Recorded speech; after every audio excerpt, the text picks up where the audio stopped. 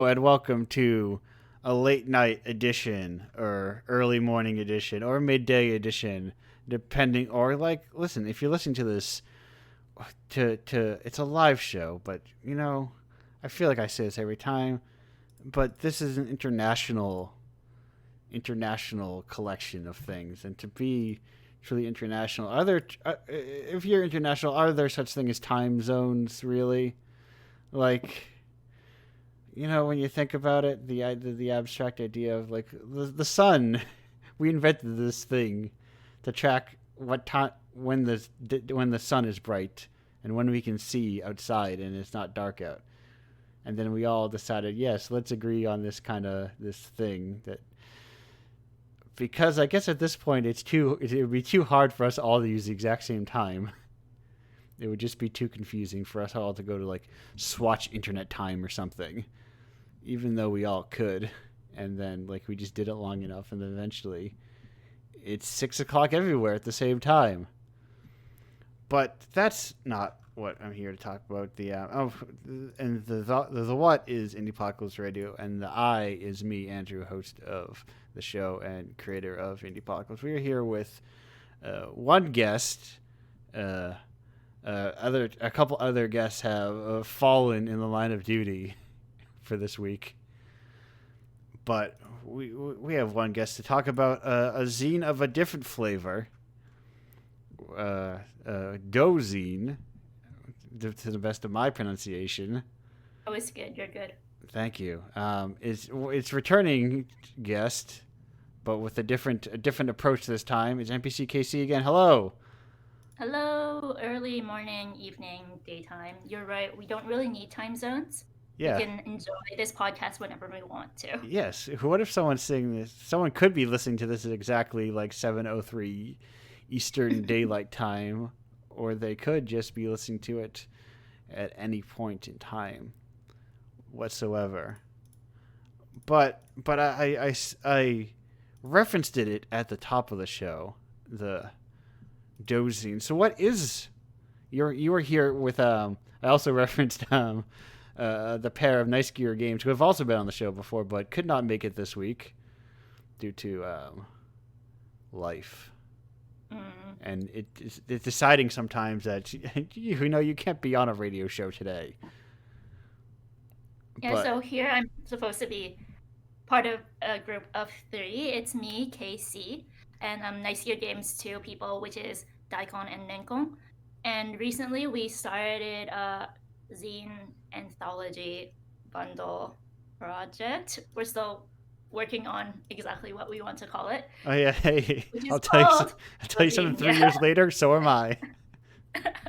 But like that kind of energy, like Yeah. zine anthology bundle thing. And it's a collection, like created collection of games made by people in Japan. And we only just released issue number 0 last Sunday.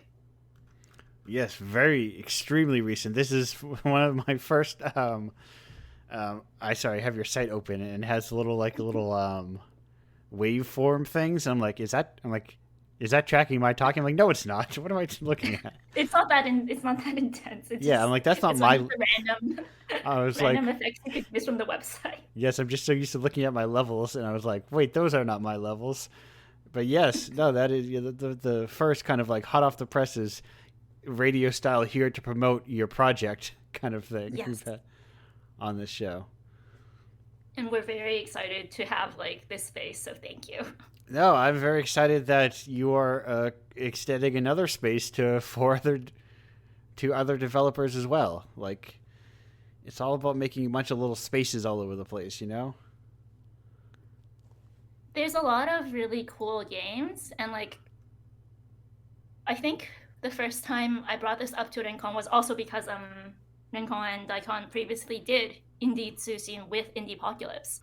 And through that zine collaboration that you three did, I also found a lot of devs that I hadn't personally known of, and I thought it'd be really cool if we, like me and Nice Gear Games, could do the same thing but continuously at like relatively continuously and keep Yeah. it going, sort of like how Indiepocalypse is, but at least a much less frequent pace.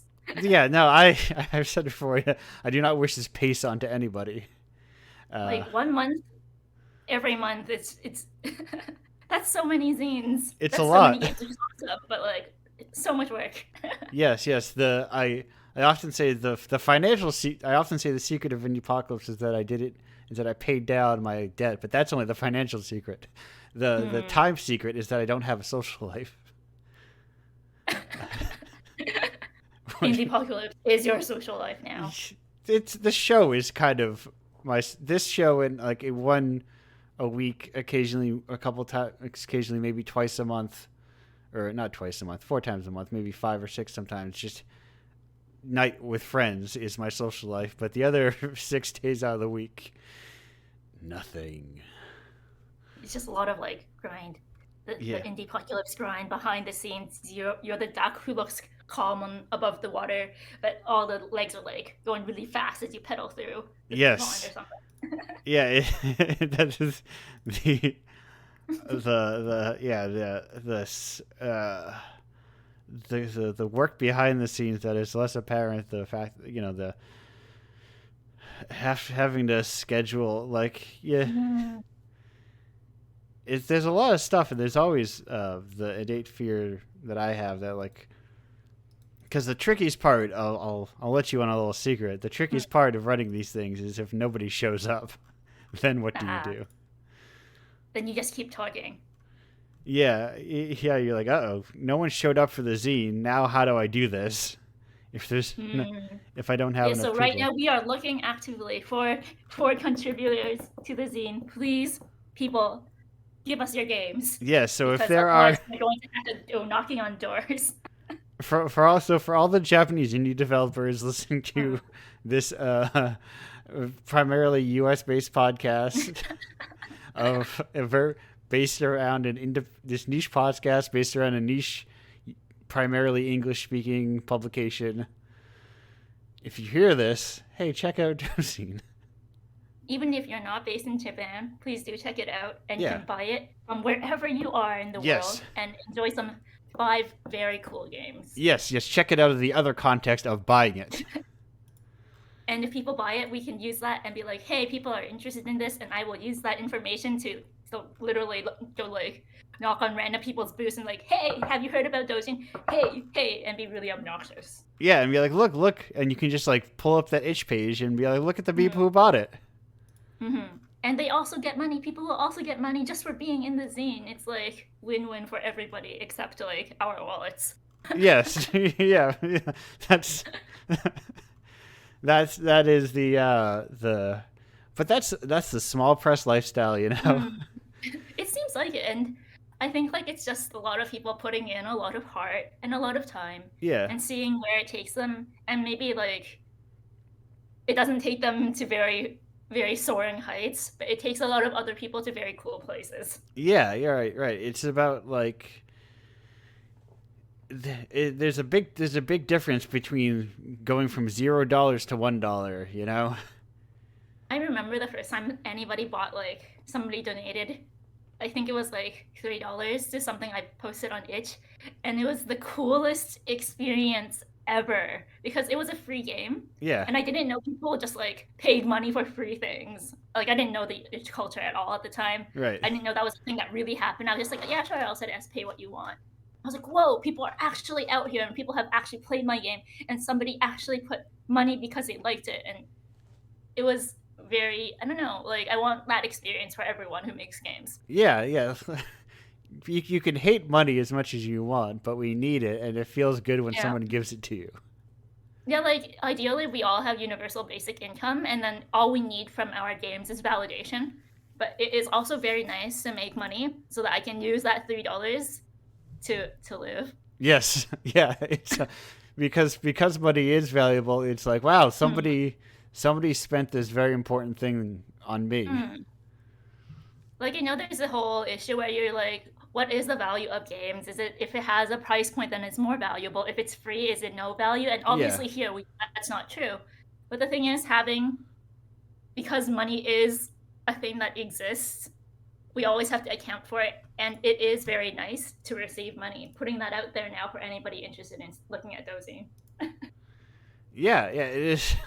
And like putting a price stamp on something too, I think kind of goes a long way to people being like, it all that separates an indie game from a free itch game derogatory is a price tag. It's Really, actually true though. Like that's like because I've seen so many itch games where I'm like, if I saw this on Steam for $15, I would buy it. right? Yeah, But I yeah, feel like because it's here, it's on itch, it's free. You have to make the conscious decision to add the money instead of just downloading. yeah. I've played a lot of. I have Game Pass, and I've played a lot of games on Game Pass, and I'm like, I have found a new, not genre of game, but a new feeling of game where I play it, and then I'll like get up to get a drink or something, and then I'll come back and I'll be like, why am I playing this game? And then I'll just because if you pay money, you feel like you're invested more into the game. Whereas because it's on Game Pass, even if it's a really cool game, you're like, actually, maybe this opening trailer isn't cutting it for me, and you're like, yeah, let's keep going. Yeah. I will, and then I will just like Alt F4 and immediately uninstall it. Yeah, which is like, if you bought the game yourself, you'd probably be more willing to try it out and keep going. Yeah. But because it's free, well, not free, but right. Yes. And part that is part of me was like, I don't want to keep paying for this thing, so I want to play the things that I want to play, and then dip out. And there's so much choice because you have so many other games you can be playing also for free, quote unquote free, on your Game Pass. Right, and that ignores the fact that assumes that I have only games in my life as well. Very true. Sometimes you just need to go up and get that drink. Yeah, that assumes that I don't see. I can't see from my vantage point right now from a new shelf that I added my copy of Lost Highway and my what is that new and that Wong Kar-wai collection I have that I have not. What? You get wait? Is the Blu-ray out? For which one? Where you live? For the Wong Kar-wai collection? They're doing a new 4K collection here, and it's coming out next February here. But does that mean like you already have it? Or yes, I do already have it. What? Yes. What? Why do you live in the future? Because I live in the. Technically, you live in the future too, but yes, no, I got it like immediately because Chungking Express had been out of print for so long. Yes. No, like it's only coming out here February 2023. I'm pretty sure, like next year. Wow. When there's actually a sale going on right now, and I need to at some point because I have to make a 40-minute. I like to use the. Who puts it out in Japan? I'm not actually sure. They were doing a re-showing to celebrate the 4K remakes. Yeah, because I imagine they were also probably doing a Blu-ray at the same time. I don't know who is doing it. Yeah, because I imagine like Janus Films or Criterion, whoever's the company, is the one that's doing those 4K restorations. But I don't know who puts it out necessarily in Japan. Apparently, I just looked it up. It's UNP Film. Okay. But I don't actually know who they are. Right. So I'm assuming it's not like a huge distributor or anything. Right. And they also have to prep it with like Japanese captions, I believe. So that's probably part of the delay. Yeah, right. That is. Whereas, like, because I guess it depends on when the last time it was. Anyway, welcome to our Wong Kar-wai fan cast. I really like his films are very good. Yeah, and I love them all. So they're very good. They have a good energy. Yes, and it's very weird. I think that they're not weird, but they're so widely celebrated. But they're also very queer and zine energy, if that makes sense. Yes, yeah. I think you run into a lot when you just run into like these kind of like outsider stories, I guess you could call them. Like he's very. I feel like I want to say he's very mainstream, but maybe that's also not true. It might just be the circles I run into. Like, yes. I feel like everyone knows. He's the Hong Kong director who makes all these incredible films. I feel like everybody knows, but maybe that's not. I could say at least on my part, if I was to ask if I was to survey 100 people on the street if they've seen Chungking Express. Oh. But like You have to watch Chunking Express. Yeah, I like I said, No, like, you must. I got Please. very for a while. I was listening to that what was it like? I think it was in Cantonese, right? That version of Mm, Dreams, that Cranberry song. yes. I was listening specifically that version for a little while, and just the regular Cranberry songs. I feel like that's also a very like fun part of like Hong Kong Cantonese culture, where there's a lot of songs that are covers of like popular, quote unquote Western songs, but Yeah. made into Cantonese. And a lot of the lyrics are actually just like completely different from the original, but they like the song, so they're just like, we will say what we want with the song, but Yes. like spin it our own way. And that's also very scene culture, where you see something, you're like, I want to take the framework, do something completely different with it, but still base it on something. Right, right. That is, it's at the heart of I think like independent culture is like actually, Hmm. actually being inspired by something, but not just recreating that thing. Yeah, no, it's not like I want to make the next Paper Mario because I love Paper Mario, and I'm gonna make Paper Mario with like fish next. Yes, It's like I played Paper Mario and it made me cry, and like I had so many feelings. So I'm gonna make this completely different story, completely different genre, but it's still Paper Mario at heart. yes, right. It takes sort of like the playful attitude and maybe like a Mm. unique aesthetic, but it's not just strictly like I made a papercraft looking game that uses the exact same font. Like, why I use the guess it's same like what you font? take differently. Yeah. It's like what you take from the game, I guess. Like if you take like the visuals or like what you connect to, and I feel Yeah, like Zane culture is very like connecting to different parts sometimes, and sometimes that also takes you away from mainstream audience, where they're like, this is not what I thought this would be, because it's not what I signed up for, it's right. not what you told me this game would be. But other people look at it and be like, this is exactly what I wanted, and like that's the sort of people we want to reach out to. Yeah, right. Because there's, I'd rather take someone's like the what to use the example what Chunking Express means to them rather than their like Hmm. exact Western version of that. You know.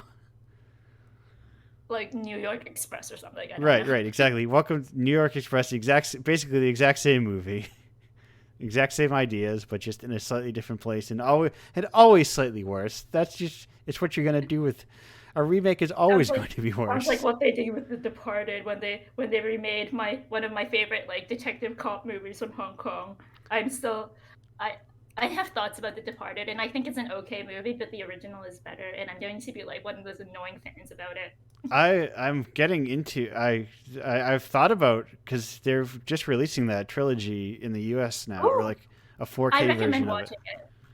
I I think it's really, if you like the song in Chunky Express, there's also a very iconic song in Infernal Affairs, which is like the theme song of the whole series, and it's very good, and I recommend watching it even just for the song. Yeah, no, I want to I like watching movies, and I wish I'd watch more movies. I should probably just I honestly I should. think it's one of those things because movies I feel like don't work as well as a streaming service, because you do have to invest the time, and there Yeah. isn't as much of the instant gratification that you get from watching, like, I don't know, the latest cooking show on Netflix, which Yes. is Right. like very like bang bang bang, a lot of action, which is fun.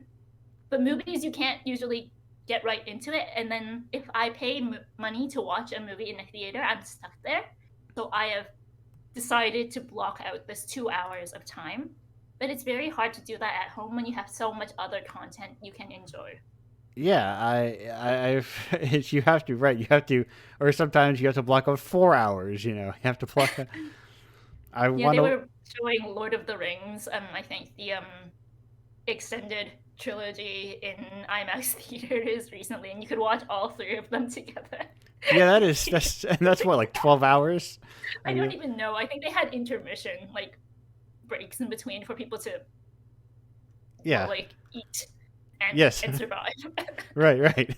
Because do you have like the real because in the U.S. I think partially because of just like natural transitions of cinema and partially because of COVID, a lot of places now have like big seats and Oh, some even have like kind of like fold over kind of like trays and everything. what? Like you're in some sort of airplane or? Yeah, no, bigger, Oh, like full. You cannot see my arms doing the full motion.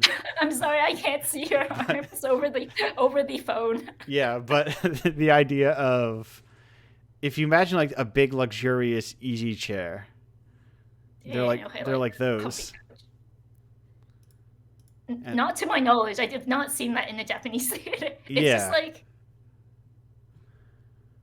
I also haven't been to a theater in the US, so I can't say if it's like I can't say like it's just the regular cinema chairs because right, I right. don't I know if don't. It's it's cinema the. chair. I think of the chair that I'm used to that existed for 90% of my life was, Mm. it's just like the kind of minimal padding chair, that seat that is flipped up, and when you sit on it, flips down, and it's very Okay, no, I small. think that's I don't think it's like super small, but it's the same general idea. It has Yeah, the bottom that kind of goes up, and then you sit down, and then it goes back down, and then you right. have like the little cup for the soda. It's stadium But seating like, is what it is. okay, yeah, I guess that's it. So that is what it is. During COVID, for a while, they were like, you have to sit like with one seat gap between, but that's no longer happening. So it's just everyone sitting in a small theater as usual with no like tables for eating. No. Yeah, they have no. It is. I'm looking at it like, yes. I just typed in Japanese cinema seating, and Is it just the regular sort of cinema seating you expected? yes, it's what I'm thinking of. There's not like Yeah, no, the, there's no like easy couches or anything. That sounds so nice. yeah. I wonder if it'll just like kind of slowly move towards that, because it is like, yeah, you get a full. It has like electric reclining and everything. That sounds so comfortable. Yeah, it's like it's a luxurious way to go to the movies. I would actually like that a lot. I think that I guess they have to retrofit every theater, and I don't know if there's a lot of small theaters here, which I do like going to, but I don't Yeah, think they have the money for that sort of thing. yeah. No, I especially because smaller theaters are usually more. Yeah, that's also like very much the U.S. It has billions of amounts of space to just kind of throw giant That movie is theater. also true. Like There's- I imagine it's there's already like a bigger theater probably in yeah, like just we have screens so are much bigger. so much space to put so much huge theaters everywhere. Mm. So there's that whole thing of, well, what is Switzerland has one with double beds for chairs. Anyway, So people can sleep. I guess so. He's like, this Marvel movie's too long. I'm gonna take a nap. Well, actually, that would be a very cool experience for like a game convention where everyone gets sofas to sit on and then they get to play games Yeah, in their own space instead of at like each individual booth with the developer hovering over you and being like, "Do you like it? Do you like it? Do you like yeah, it?" yeah. Right, Like right. I did that. I did that. Like I was like, "Oh my god, I hope you like it. I hope you like it." This Sunday. Yeah. No, I switched around now. I no longer care if people like it. I want to reach that level. Yeah. How do you do it? Uh, It's so uh, stressful. I don't know. You just first you shift your goals to being like, well, Hmm. I I'm here to make money, and then you shift your goals again, and then it's like, oh, I don't care if people like this thing that I like, because I like it. But then when you reach that point, then why do you need to exhibit is also how Well, it so I ends can up. make money. That's true. Okay, the goal is still to get money for the zine to pay Yeah, people. right, Have to right. keep that That's in mind. so maybe that's part of it, but I also think that I don't know, my I've gotten a little what's the word I'm looking for? Uh, combative or something. Hmm. I I I feel like part of a stereotype of Northeasterners, maybe even Huh. Massachusetts specifically, is we got a bad I don't know. attitude. I don't know much about Northeast America or Massachusetts particularly, so I don't know the stereotype, and I'd like to hear more about it. I think it's we got a bad attitude. Really, like that attitude? How? I don't know. I think I don't know. We're crushed under the bitter cold and we're mean to each other.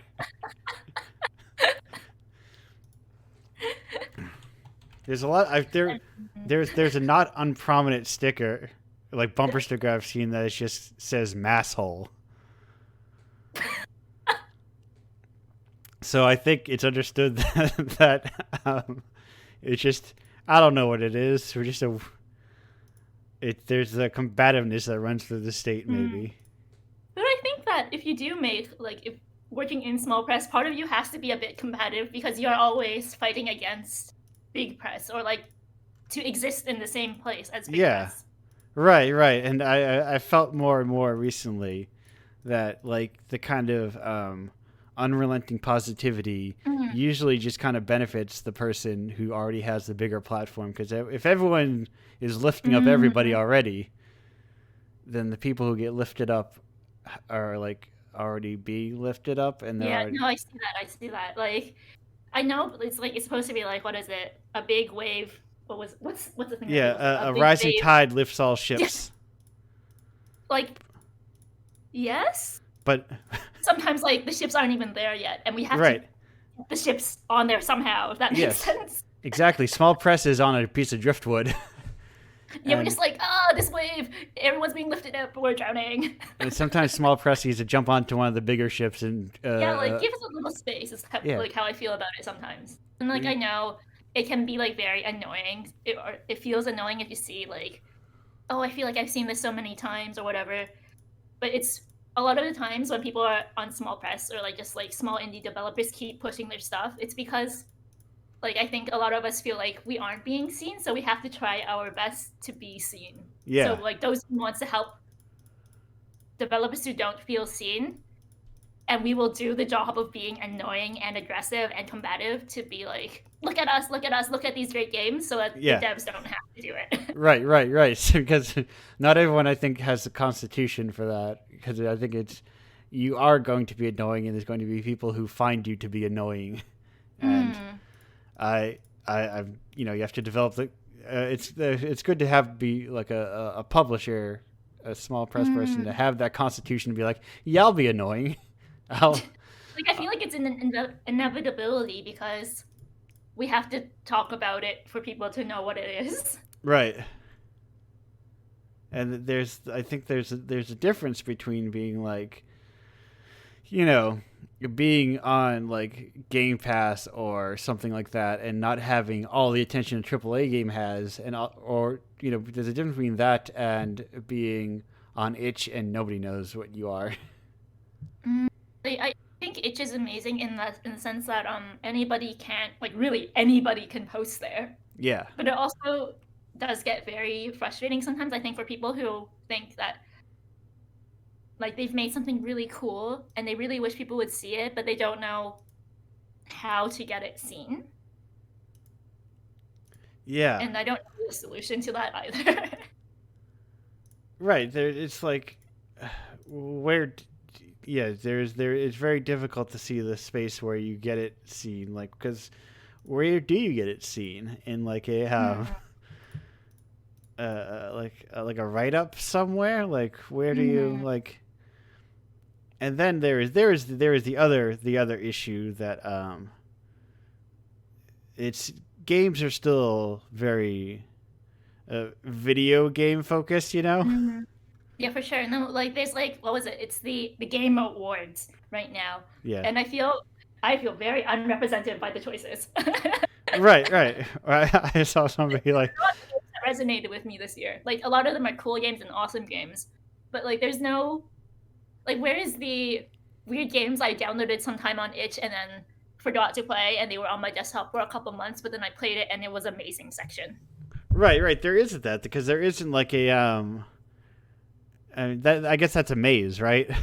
Oh, that's true, I guess. That's the closest thing games have to that is a maze.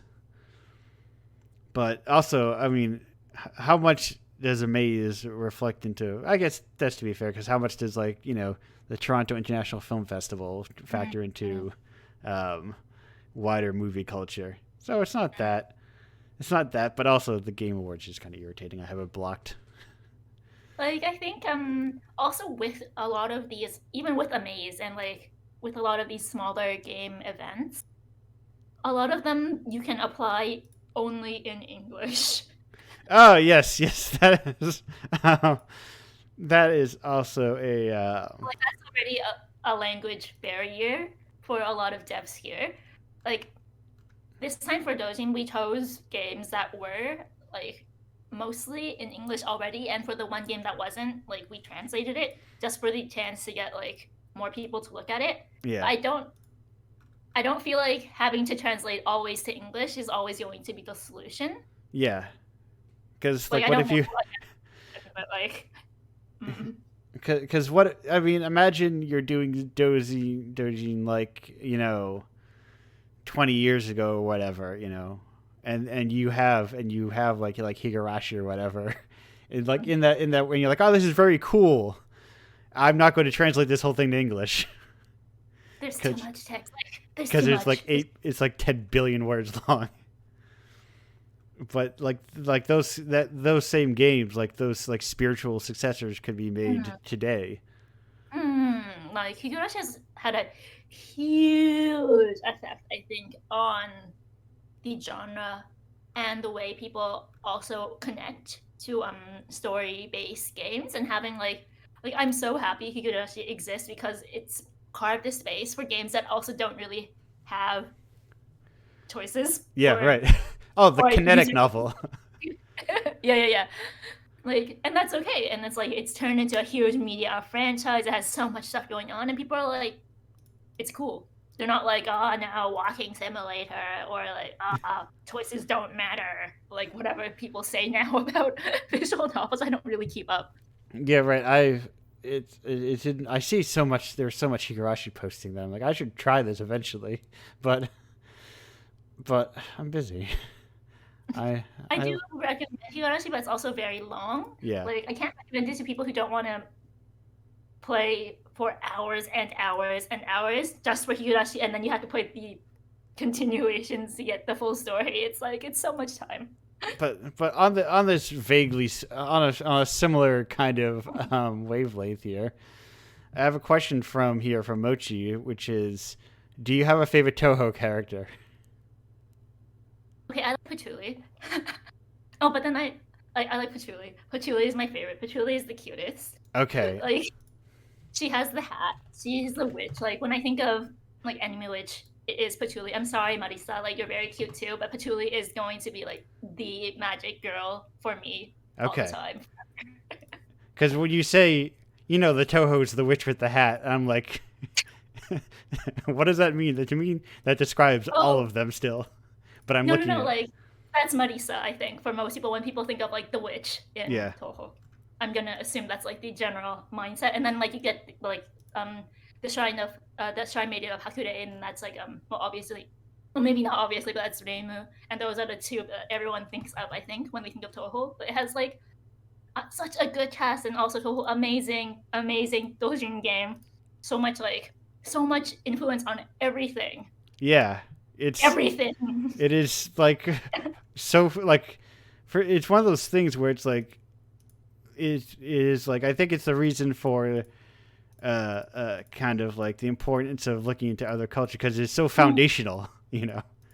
Like every year they have Deitai Sai, which is like Komiketa only for Toho, and I know people who make their living only off of making fan stuff for Toho only. Yeah, and Like that that's is, and huge. what, like, and the U.S. gets like like a Toho game every 3 years or something, kind of trickled its way over here.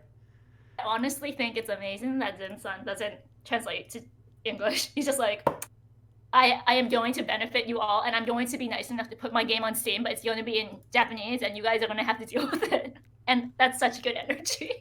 Yeah, it's make them come to, yeah, like, if you want to get into it, just learn Japanese. Mm.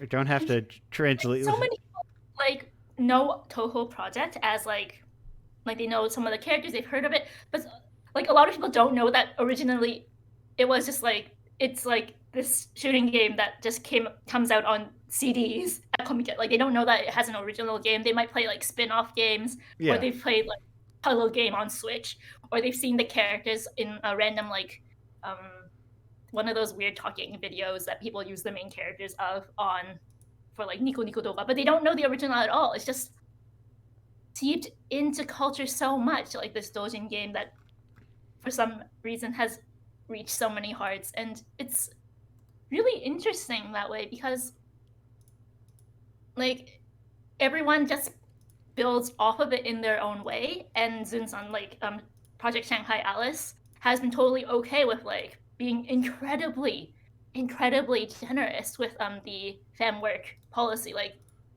he's letting companies make games off of it, and he doesn't make money off of it really. And like he's Yeah. like, if you do whatever with these characters, just respect it. And like if that's not like those in indie spirit, I don't know what is. Yes, it's such a unique thing. Like there is kind of nothing else like it. Like people are literally releasing fan games on Switch on it with the characters, and it's okay. Yeah, after I played that that what's it called, that game that's basically just Symphony of the Night. Oh god, what's the anime called? I'm drawing a blank on the tabletop role playing anime. It's very classic high fantasy. There's dice because it's. Why am I drawing? Sorry, like when you say fantasy anime now, because of like recent trends, all I can think of is isekai. No, this is pre-isekai. This was high fantasy. It was based on people's D&D sessions. I can't remember. That were written up. It's got like that elf is the main character, or like one of the main characters. Lodos War. There it is. Oh, okay. Yeah, because I think that's a same company who made a Lodos War game made a Toho game, and I almost just like snapped download that Toho game because I was like, I'm a sicko for Symphony of the Night. I love it. That's valid though. It's and if you want to talk about people's very superficially copying something, it's Symphony of the Night, where people like very much like, oh, it's a power up, and you collect power ups and you travel around the world. The Metroidvania is like, no, when he eats peanuts, he throws them up in the air. You have to catch them in your mouth. He has shoes that make him 1 pixel taller. It's like the weird stuff that's cool about it. I feel like it'd be really cool to have that sort of remix culture, but without. I think why I jive really well with Toho personally is that a lot of the people making stuff, like people are definitely like making money off of it for sure, but that's like a happy side effect, if that makes sense. Right. Whereas sometimes I peer into like from the outside, so like maybe this is not how it actually feels on the inside when you're actually making stuff. But sometimes I'll look at like the equivalent of like Komikepa's like Anime Expo or like the other things, and like they have like things like artist alleys. But a lot of the stuff that's being sold feels very like merchandise, money, which is very different, I think, from like what I see when I go to like Toho stuff, where like Toho stuff is being sold. It's like my friend makes some like hardcore like music on a Mega Drive, but based on Toho songs. And like it's a very different energy, you know? Right. It's I see that at like different in artist alleys where it's like wall to wall, you know, Spy Cross Family or, you know, whatever is the anime of the season. Yeah. And it's like, do you actually want to make this? Like, what do you want to make? Like, I know that people like Spy Family is like the popular thing now, so everyone's like, yeah, we can make money off of this or whatever. Like right now, I personally enjoyed the show. I just bought like a way overpriced peanut flavored drink based on it, and I was like, because I wanted the coaster, I'm going to pay like 800 yen for this thing that is too sweet because I want the merchandise. That's it. But that feels very like corporate thinking to make that sort of stuff, and I feel like when I see Anime Expo Artist Alley, it feels very corporate. Right. Exactly. It feels, and this is mean to these artists. I feel like this is also like, this feels like no disrespect to these artists, of course. But I feel like it's just a different culture. Right. That's okay. It's not like what I personally connect to. Right, and also they make that because that's what makes them money at these shows. And I think that's an inevitable thing, and that's not a bad thing. Yeah. But like also at the events that I go to, a lot of things it will be like you can't like in the rules. It will be like you can't make merchandise that people might think looks official, for example. Yeah. Because like that's not the point of it. They want you to make your own creative things because you like the thing, like you like what you're basing it off of. Yeah. And I think that kind of like it's just like a different like culture that breeds. Like I think you could slowly do that and be like, hey, your artist alley is like 50% fan art, 50% of the digital works or whatever. And I think if you like, you could. The hardest part of the artist is getting people to buy your OC. You know. Like switching to original is tough. Yeah, It's so tough. I saw people on Twitter. They were comparing like their like out of sight metrics. Like I have like 50,000 followers, but no one clicks on my Twitter link or my links for my Twitch stream.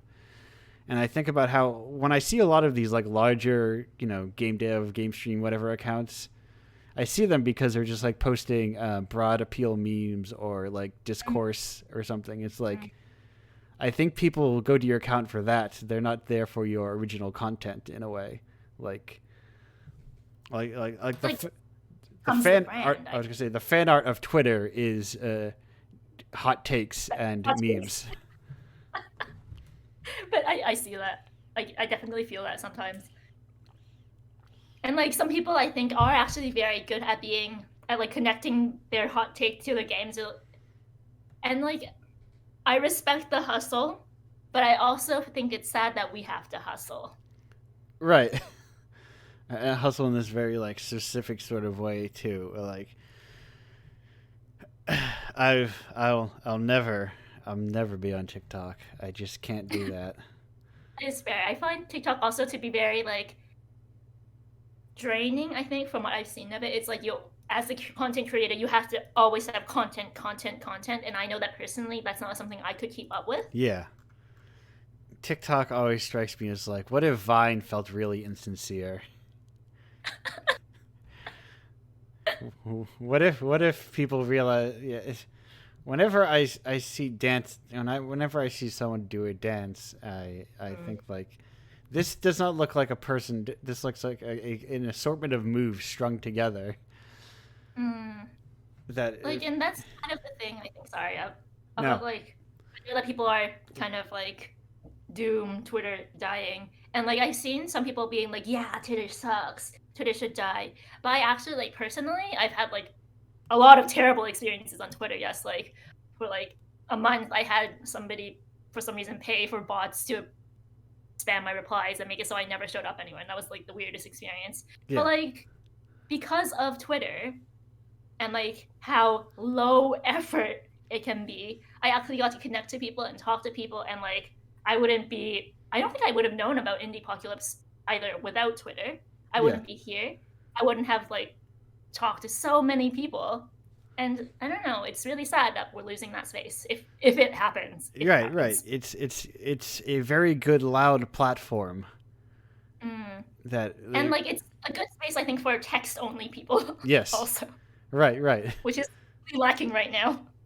Right. I feel like I feel weird if I do just too much like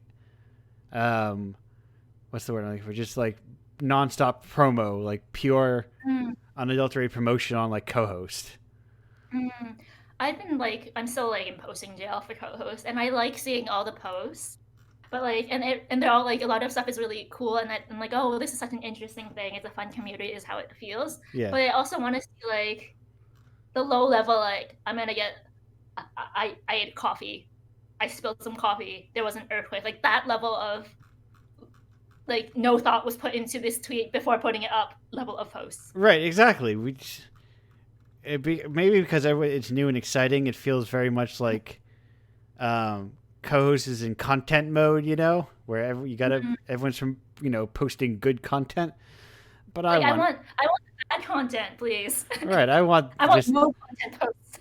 I want mundane garbage. I don't want to. I want to post something to 0 engagements and be like, who cares? Yeah, I want to read the things where people are like, just like, I don't know, I'm gonna get a coffee, and that's it. They're like, they just want people to know that they're gonna get a coffee. There's no like, nobody's making like, yeah, I'm gonna make a gif of that, of you going to get coffee, and like make it a beautiful gif, and then people can like work off of that and make like a whole game or something. Like low effort is also really important, I think. Right. We don't. It's just like the the need to be on all the time Mm, and need to be like I'm producing something for co-hosts rather than it. yeah. I don't need to add to its value.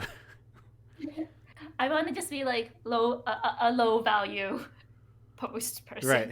person. I generate zero value. I generate zero monetary value for co-hosts. Bottom line. Mm. Yeah, like when I'm on Twitter, I don't like I just post like a lot of the times it's just me posting very dumb stuff. And I would like at least with the current like vibe on co-host, I wouldn't want to just post like the same way that I do on Twitter Yeah. because it feels like it wouldn't be appreciated. Whereas on Twitter, like, yeah, you're eating pizza, I'm also eating pizza. We good. We are connected now. I just ate a pizza. Oh, nice. I'm realizing I'm now eating pizza 3 days in a row. That's maybe It's a too good much life. pizza. I feel like that's a good life. I might get pizza later. Sometimes it's a good hand food. Yeah, I have a place a relatively on my new commute where I drive by a brick oven pizza place, and they brick oven pizzas are done in like 5 minutes. Mm, So it's that's very it's very nice fast food, and they're little. They're little guys. mm, the small press version of pizza. Yeah, Small oven. exactly. They're little sourdough crust pizzas, and they're little, and I like That it. is very good. It is sort of small press. It's local business. I think they only have Yeah. like 3 locations. Oh, dang, that's awesome. And you can get the good fast pizza. Yeah, yeah. But speaking of small press, like you did, Mm, so Doge, actually, in one of these games, I need to make sure I have to take it off one of my lists now. Um, which Residents of the Ocean was on one of my lists.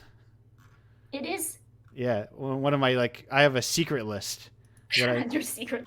my secret list is called it's called SEC, short for secret, um, of basically games that I would be like, hey, you want to be in this thing? I'm sorry, we took it. We And we got it first. you sniped it from me.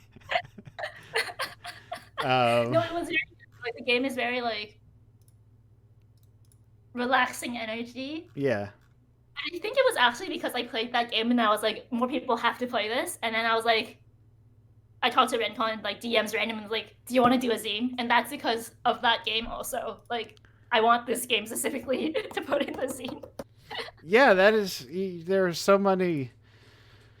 It's the exciting thing. There are so many. You get that taste of like I want other people to know about this thing, and not just like I'm like, I want everyone, and not just my friends. right. It's not just like, oh, I want to post about it. It's like I want to know. I want to very institutionally. I want to create a Yeah, thing. like I want to make a space to be like, this is a good thing that you should look at. Yeah, this is like, and I think the importance of small press is that it kind of creates a permanence for it.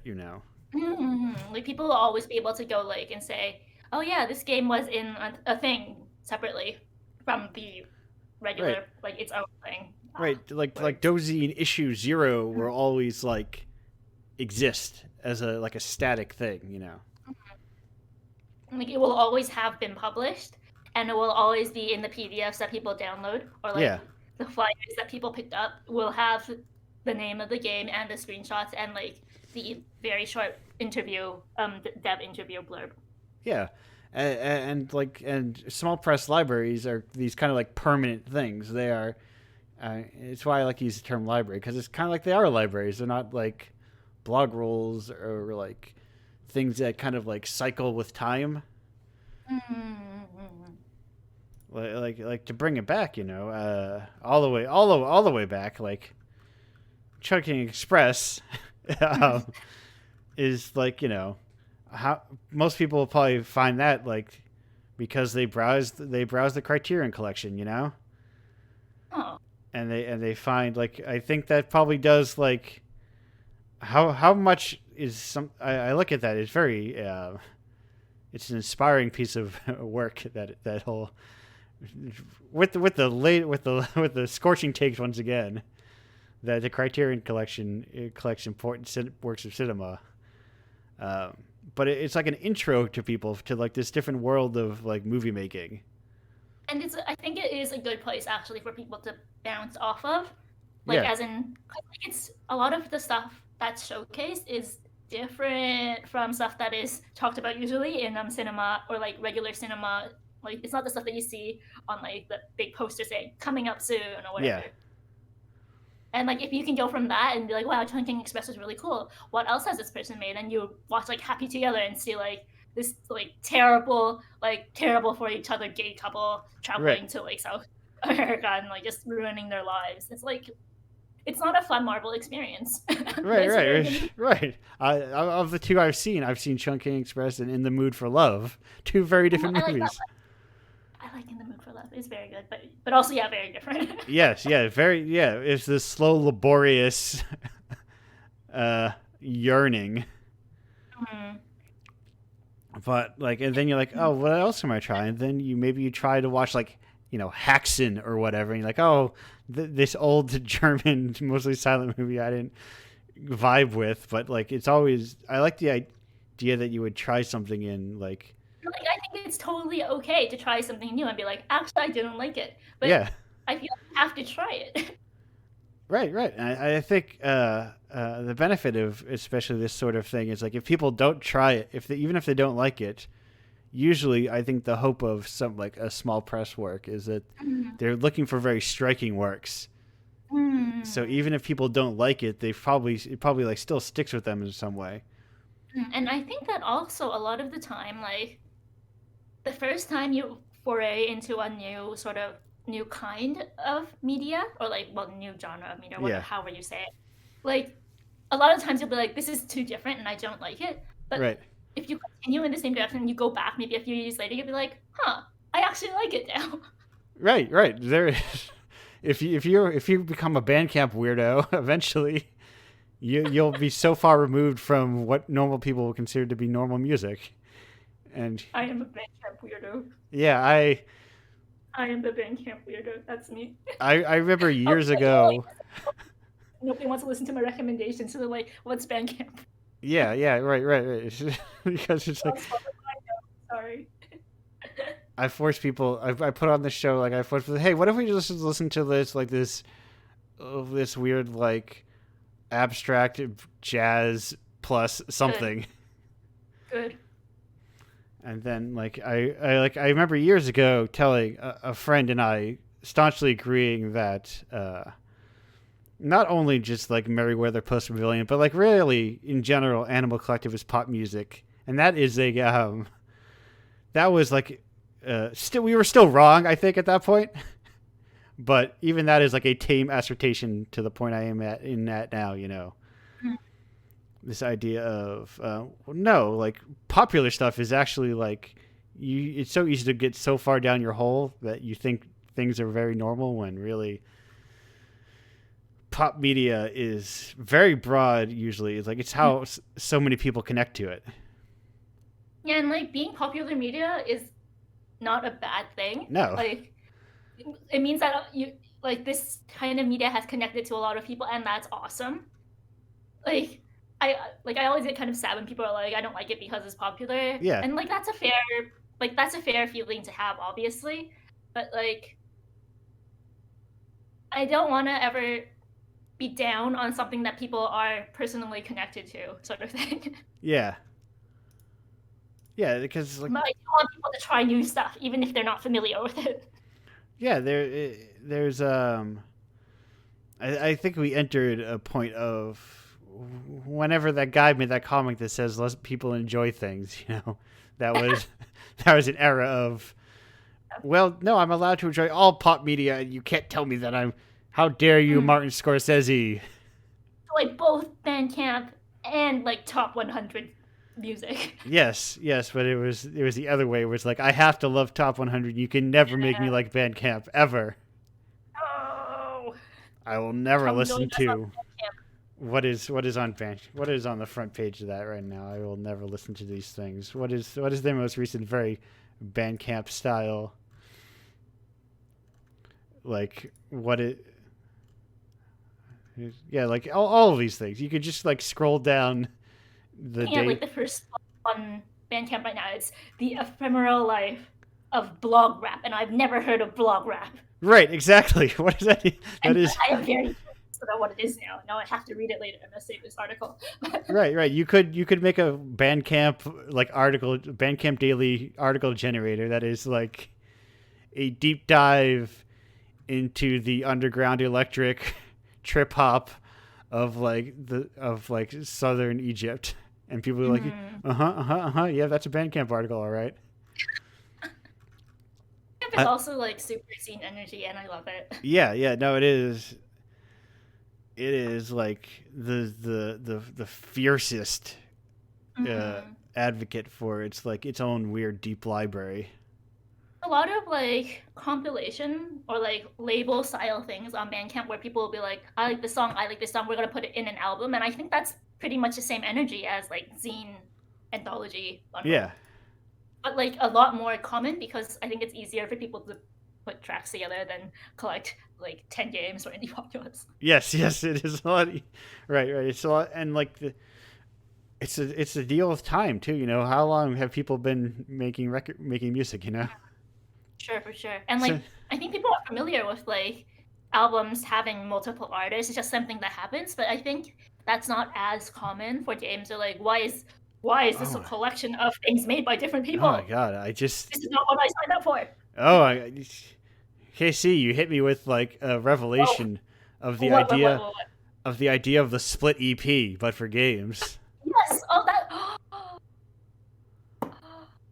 Right, that's like. So, like you can have cassette like A side, B side for games. Yeah, right. Like, what if like here's just like a pair of games, so and like they're like completely different artists, but it's like same vibe. But but it's okay. It's different because it's the other side. Right, that's right. So cool. Yeah. Oh my god. This is. I need to figure something out about this. Okay, I'm wondering how you can distribute it. Like, if you have like, I don't know, like a pair of USBs or something. Right. Or it's just, do they have double-sided USBs? I don't know.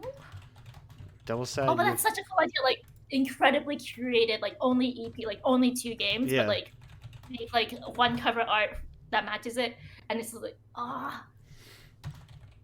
I mean, digitally it's very easy because you just like zip 2 zips together. Right. What if it's like your launcher that you have now? Your what was it, like the MM launcher? But it's like literally it's just like 2 images, and then you can like flip it in 3D space and then put it into your computer or something. Yeah, CDs aren't double-sided, right? No, they aren't. Sorry. No, I couldn't find any of these. You can't like flip over a DVD and put it in that way, right? They did make. I think I got like a Talking Head CD at some point that had a double-sided disc. Of course, Talking Head would do it. It was like I think it was. What did it come with? Like more songs about buildings and food? Was that it? Had like a double-sided disc. How am I gonna search this? Do you remember how like sometimes like the first time I ever bought a CD, I didn't know that like this is kind of like computers existed, but I wasn't very connected to computers at the time. Yeah. So I listened to the CD in my in like my Discman, where you know like the CD things that you carry around that I guess people don't use anymore. Yes. But then I was like, oh, now I have a computer. Maybe I can like take the music off of the CD and put it onto my computer. And then I put it into I've already had the CD for like a while now, and I put it onto my computer. And that was the first time I ever realized that it actually had data on it, and it played the music video for the CDs. Yeah. So could you do something like that? But like when it's a CD, so you listen to like the game soundtrack, but you put it into your computer and then you can play the games. I don't know how CDs work. Some PS1 games did that. Really? Yeah, there's a track you can find, Symphony of the Night, for instance. If you put that into like a CD player, Alucard would be like, "This is not a CD player. Don't play this," or something like that. Oh my god, I have to try this. I didn't know this was a thing. Yeah, it is. That type of, we could do it for games. That'd be so cool. Like you can listen to like the theme song. Oh, sorry, completely unrelated, but Like this is the sort of energy I see at Digital Games Expo, which I exhibited at on Sunday with Rincon and Daikon for Dozin. But so some other table which I've been like checking on, they're making this very weird visual novel about like neo Showa, like if the Showa era in Japan was like this weird alternate universe space, and they had the theme song for the game. Like the game's not done yet. They were selling their demo for like 100 yen or something. I forget. But they're also selling cassette tapes of their theme song, and there were like 3 of them, like 3 cassette tapes or something. That was it. But like that's the kind of energy I think that we want to channel. Just like very small. We want to do it. No, who knows if you have a cassette tape, but we want to do it, and you will have to figure out how to play it. Right? Yeah. That is the spirit I crave. That kind of like. Well, this is what we can do. We can produce 3 cassette tapes, and if people want to buy them, they can buy them. There's only 3, and they had like different cassette colors, so you could choose which cassette color. I chose the one with the yellow case and the transparent tape because it was so cool. And the other ones had like a red tape on the inside or like a blue tape. I'm like, I love being able to choose, and that's all there is like they're 3. There's nothing else. They're not like limited edition or anything. It's just like, I guess, what they had. Right. Yeah, they're limited edition in the sense that these are the limited numbers that we have, but they're not like. It's not like you have to buy this by like within the week to get your limited edition Zelda whatever thing keychain. Yeah, no, it is very. It's like that DIY spirit. That DIY. What a beautiful thing, really. DIY is a very good. Like at the same table, it's like there was also a wooden pinball machine or like sort of thing. Like I'm not sure if pinball is the right word, but it's the ones where you like pull a little spring and then the ball goes up and then it falls into a hole and then you get points depending on the hole. Oh, okay. It's not pachinko, but it's not. Yeah, it's like it's called Smart Ball. It's like the precursor to pachinko. Yeah. And like for some reason they made a gigantic wooden thing, and they didn't even have space to put it on their table, so they just had it underneath. And they're like, if you want to play it, we'll put it up on top. And apparently the composer made it because they really wanted to make this wooden machine thing. Yes, you're right. It's the power of just like having hobbies and wanting to share your hobbies with people. Exactly. Like that's such a good feeling, and it's just people who are like, I want to make this thing and I want people to enjoy it, but if they don't, I'm still going to make it. Right, because it's not like a product that I'm banking my mortgage on. Exactly. And I think we have a lot more, like we can have a lot more space for that, for people who are just like, I want to make a game. I don't think I'm going to make like oodles of money. I'm not going to be like the indie game dev of the year, but I still want to make this thing and I hope people will enjoy it sort of space. Yeah. We don't have to have everyone making like they're living off of games either. And I think games will be better off if it's not just people making them that have the means to live off of games, if that makes sense. Yeah, I think the strongest things you'll see in English right now that are like Domino Club and Paradise collab. Oh, I don't know Paradise Club. They don't put out things quite as frequently, like as structured in the very loose way in that Domino Club is structured, but they don't have like events in the same way. I am looking at their page now, and their use of custom CSS on their page is very good. I'm going to like look at the CSS later and steal things. Yeah, it's just there's another one too that I forgot the name of. I didn't know about them. I feel like I should have known. This is so good. Okay, thank you. What's the other one? I don't remember the name. I remember the person. Let's see if I can find this real quick. Because I remember the person there was a creator Farfama who was in Indiepocalypse, who I believe is part of this collective now, and I'm gonna bet. Oh, they're in Tokyo? Oh, who are they? I don't know. Farfama. Wait, how do we spell that? Farfama.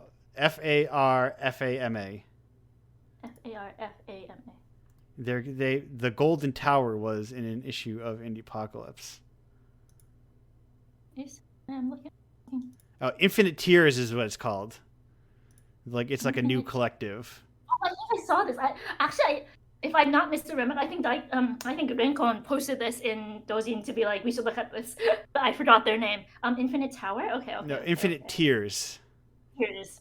Infinite Tears. Infinite Tears is like the new kind of like collective that they're making. And they've put out one thing as this kind of collective, but then also Farfama was the singular person who is that I know is connected to it that was in Indiepocalypse. This is very cool. I'm also going to follow them. Thank you for the info. Oh, they put a little thing on their page that says now included in Indiepocalypse 24, and it has a little picture of the cover. That's cool. Yeah, no, there's so many. I feel like I say this a lot, but I think like the DIY small press, whatever you want to call it, that spirit is like bubbling in games right now. No, and like there's so much stuff that like obviously neither of us are seeing, so obviously like we're missing a lot of it because we don't know where these people are. But I'd love to like the thing is I also don't want it to be like this big collective like we are all Yes. Dojin sort of thing. I feel like Dojin is one thing, but we also connect to these other people who are doing their own thing. Right, But we right. can culture community space. Yeah, it's nothing. The thing that makes me the happiest about Dojin is I have nothing to do with it. Yeah, like I don't want to be like we are Indiepocalypse. Yes, It's right. like you know? Yes, it is the dream of like when I did that sushi issue was that like I wanted to say, hey, you can do this, and then somebody to do that, but without my involvement in the slightest. And Uh, like I'm hoping that like when we get those going on a bit more and then like we're ready with issue one, there's like so a lot to be done before we can get there. yeah. But like I'd love to be able to be like what would be the word? Like respective promotion. Or like just collabing again and like Yeah. have like covers but without being like the same. Right, right. There's like, it's that it's the thing that feels maybe very foreign now of just cooperation. Without like being I am big company, Yeah. I will absorb your company and now we are again one company. Right, right. People, it's like, and it's purely cooperation where neither of us directly benefit from the other person's success. Like I don't think the goal exactly like I'm talking a lot but also like it would be a lot easier to talk about it if also like Renko and Daikon were here so we could all talk together. But I don't think Yes. our goal is to be like Dojin make it gigantic and big. Like it's always going to be a small thing done by a small group of people. Yeah. I don't think it has like nothing. Things don't have like I don't think Indiepocalypse does not have the scope to be Like able to. to be, it doesn't have to get bigger. Yeah, Like it right. doesn't have to. I'd love it if it could sustain me, but then I always it's like I use it as a my guiding post of the fact that POW Comics never paid their salary, Uh, and that thing was uh, like one of the small presses in comics.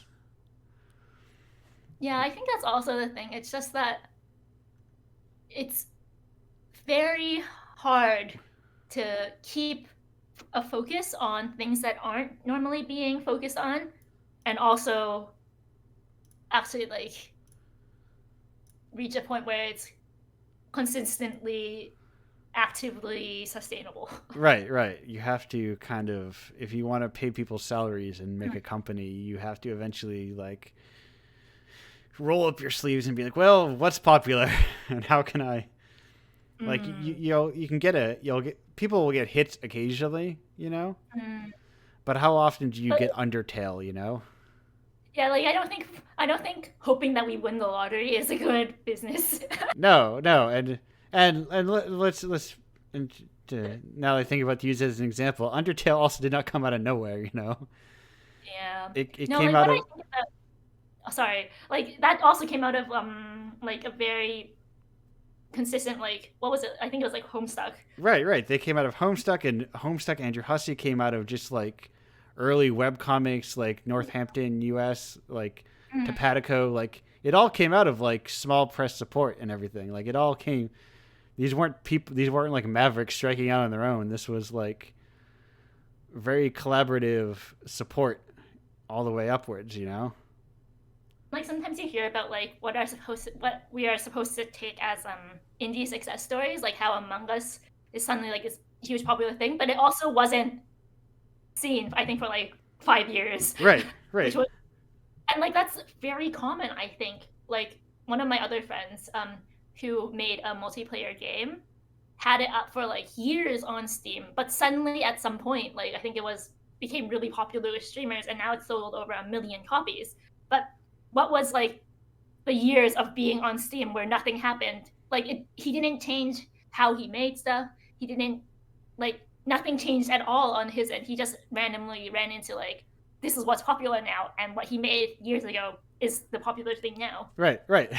And like what lessons you learn from Among Us? Make a digital version of Werewolf. Like, Uh, hopefully, what you learn is hopefully what you made 5 years ago will become popular today. yes. Right. Right. There's like it's all like that. It's impossible. All lessons that you can't actually learn. Like, and that's not it's not very, I think, encouraging Right. for somebody Right. who actually wants to like, make money off of stuff. Like, what are you supposed? Right. Right. There's like, oh, what can you learn? Nothing really. You don't know when Mm. something's gonna hit the right spot and sweep through the culture. You know. So like I think it's awesome. Like, I love that Among Us got super popular. I am and like, and I love that my friend got super popular, and I'm incredibly happy for all of the indie hits that make it. Yeah. But I would love it if there was more of a space for the indies that don't hit. Right. Right. Because like people need a little cushion while they're not hitting. You know. Right. There. It's that spirit of everybody is racing for the top. Mm. When what if we kind of hung out and what if instead of the hare we were all a tortoise? You know. Like let's all chill and let's all have a good time. Yeah. It's the idea of more that not taking the not just buying a bunch of lottery tickets, but like Mm. saving. Let's all pool some quarters together. You know. Mm-mm. And And like we all can help each other out, sort of thing. yeah, right. It is as they like to say. Is this what they call mutual aid? What is their healing words, their buzzwords right now? Mm. Um, no, it's just like people hanging out together and uh, supporting. Oh, I was looking. I still had Paradise scrolling open, and I'm looking. I'm like, wow, look at the Paradise collab to Indiepocalypse pipeline is strong. My God, one, two, three, four, five, six, seven, eight, nine, It means nine. you got a good pick. You've had a lot of good picks for Indiepocalypse. Yeah, nine. There's also like there's a lot of like pipelines of, and I think that's kind of like I was talking to someone. Mm. Oh, that's the thing I forgot to mention. I knew I forgot to put something in my whole thing where I talked about small press, and it was that I was talking to someone, the aforementioned Sword and Kettle Press, Kay, the editor there. When I was talking to them, they mentioned that they learned about Indiepocalypse because someone who had written literature for that and was included in one of their anthologies. I included Mm. one of their games in an issue of Indiepocalypse. Cool. Like So weird connections. yeah, right, right, and I think like that's like, um, you have little small press publications all over the place. You hit two or three of them, and that's kind of like it builds. It has like little resume stuff. It gives you hits of money here and there. And I think it's just very nice to be able to say I was in this thing. Yeah, it makes you feel less alone. Yeah. And like you have already like if you were in the apocalypse whatever number, you have 9 other people who are also in the same thing. And that's Yeah, so cool. Like you are all like together here. Right, right. It's hard to like. How do you, as a weird? I say this no, weird to say as someone who is hosts a radio weekly talk show with strangers. As someone who is more primarily like a less social loner who isn't part of like game groups. How do I get like if I'm looking in? How do I get into things? And it's like I don't get into these things because I don't know the right people.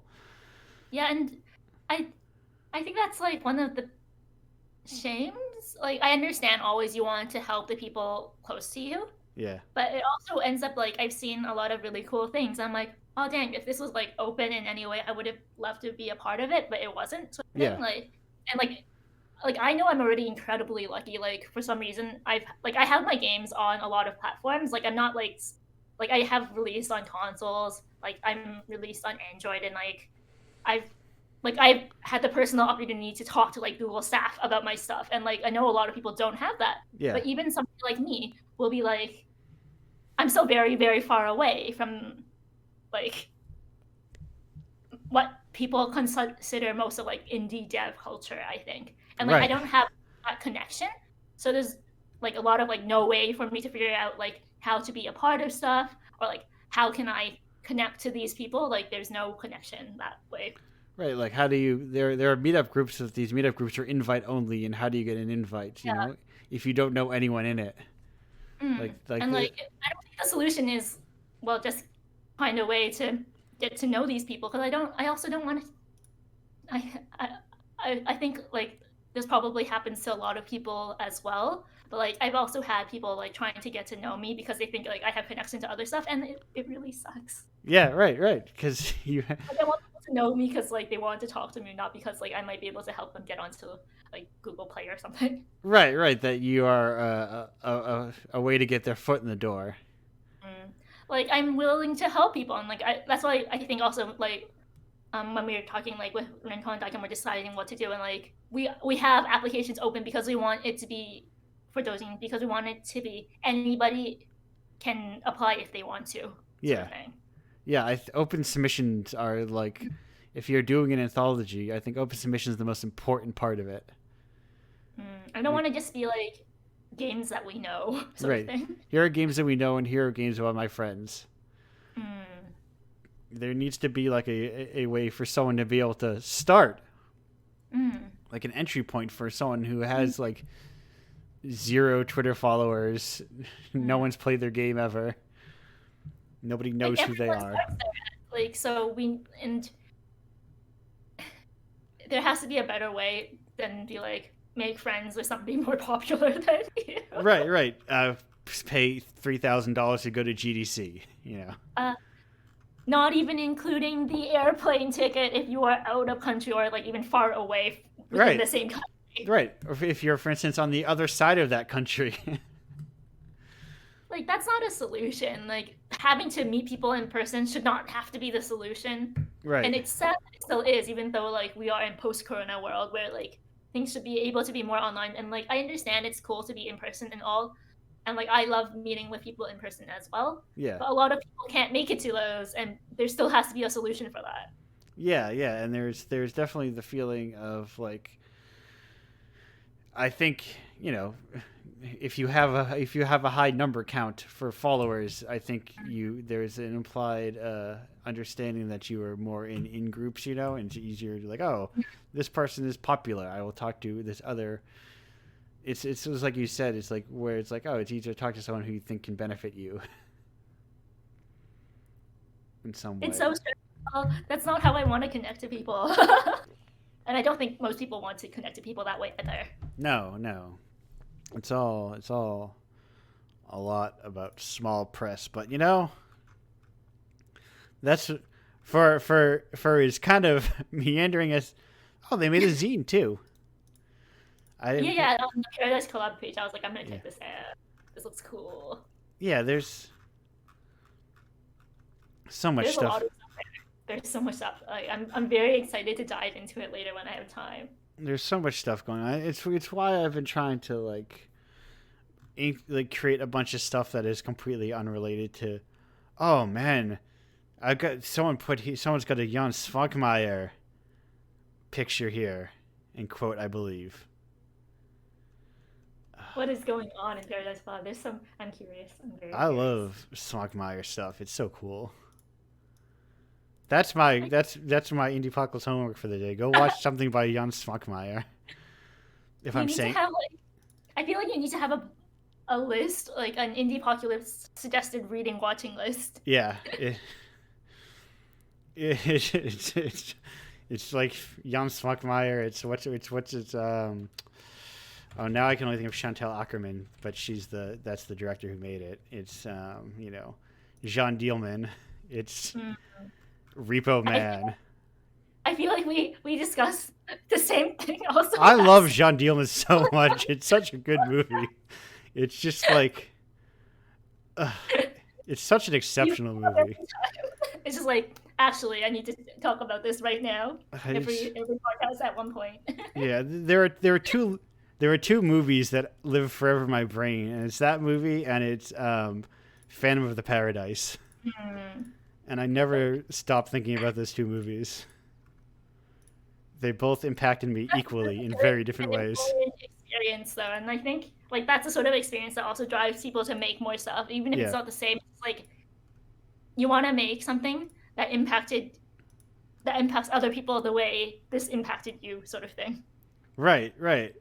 There's like you can like you see this piece of art and you feel that somebody wanted to convey a feeling, and it makes you think maybe I could convey the feelings that I'm feeling.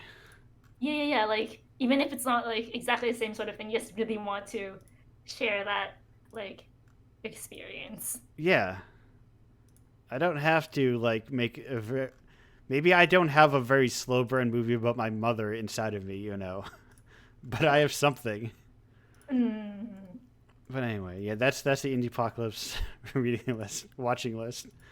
Oh, also, Whisper and I'll Come to You. I love that movie.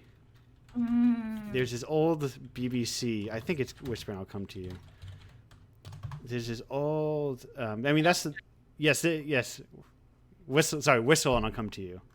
Whistle and I'll Come to You. I highly recommend anyone. I believe you can just find it on YouTube. It's this old ghost story from like the turn of the century, I think. 1904 apparently. Yeah. So, but they made like a BBC movie in like the early late 60s, somewhere in the 60s, 68, and it's just like, it's something. I love it. I have it open in a tab now, so I can look at it later. The lead performance is mind-boggling and then like captivating at the same time. A friend and I watched it not knowing what we were getting into, and it's amazing. But anyway, I have this tab open. I was going to run over to see if my CD binder was here to see if I could find what CD that was that had the weird double disc in it. That is. No, I'm very curious about like how it works and also how much it costs to make. Well, let me give me like 2 minutes. Okay, go. I think for CDs also it's like, because a lot of people here make their own CDs for like music events, so there is a big personal CD ripping culture still. So I was right. The CD. Did it have it? Yes, the CD binder was in this room. I was right. And it is alphabetized, because of course I would have it alphabetized. I need to do that. My CDs are not organized in any way, and it's a pain to look through them. Oh no, it was Remain in Light, it looks like. Doubles. Yeah. Oh, you know what? Say what it's called? The CD type, or? You know what it is? It's a CD DVD. One half is a DVD, one half is a CD. How does? Like it's the same. Same disc. Yep. It's the same disc. One half is a CD, one half is a DVD. Interesting. I wonder if they still make them. Can I buy them? I don't know. And if you could you write them at home? That's the thing. Like I have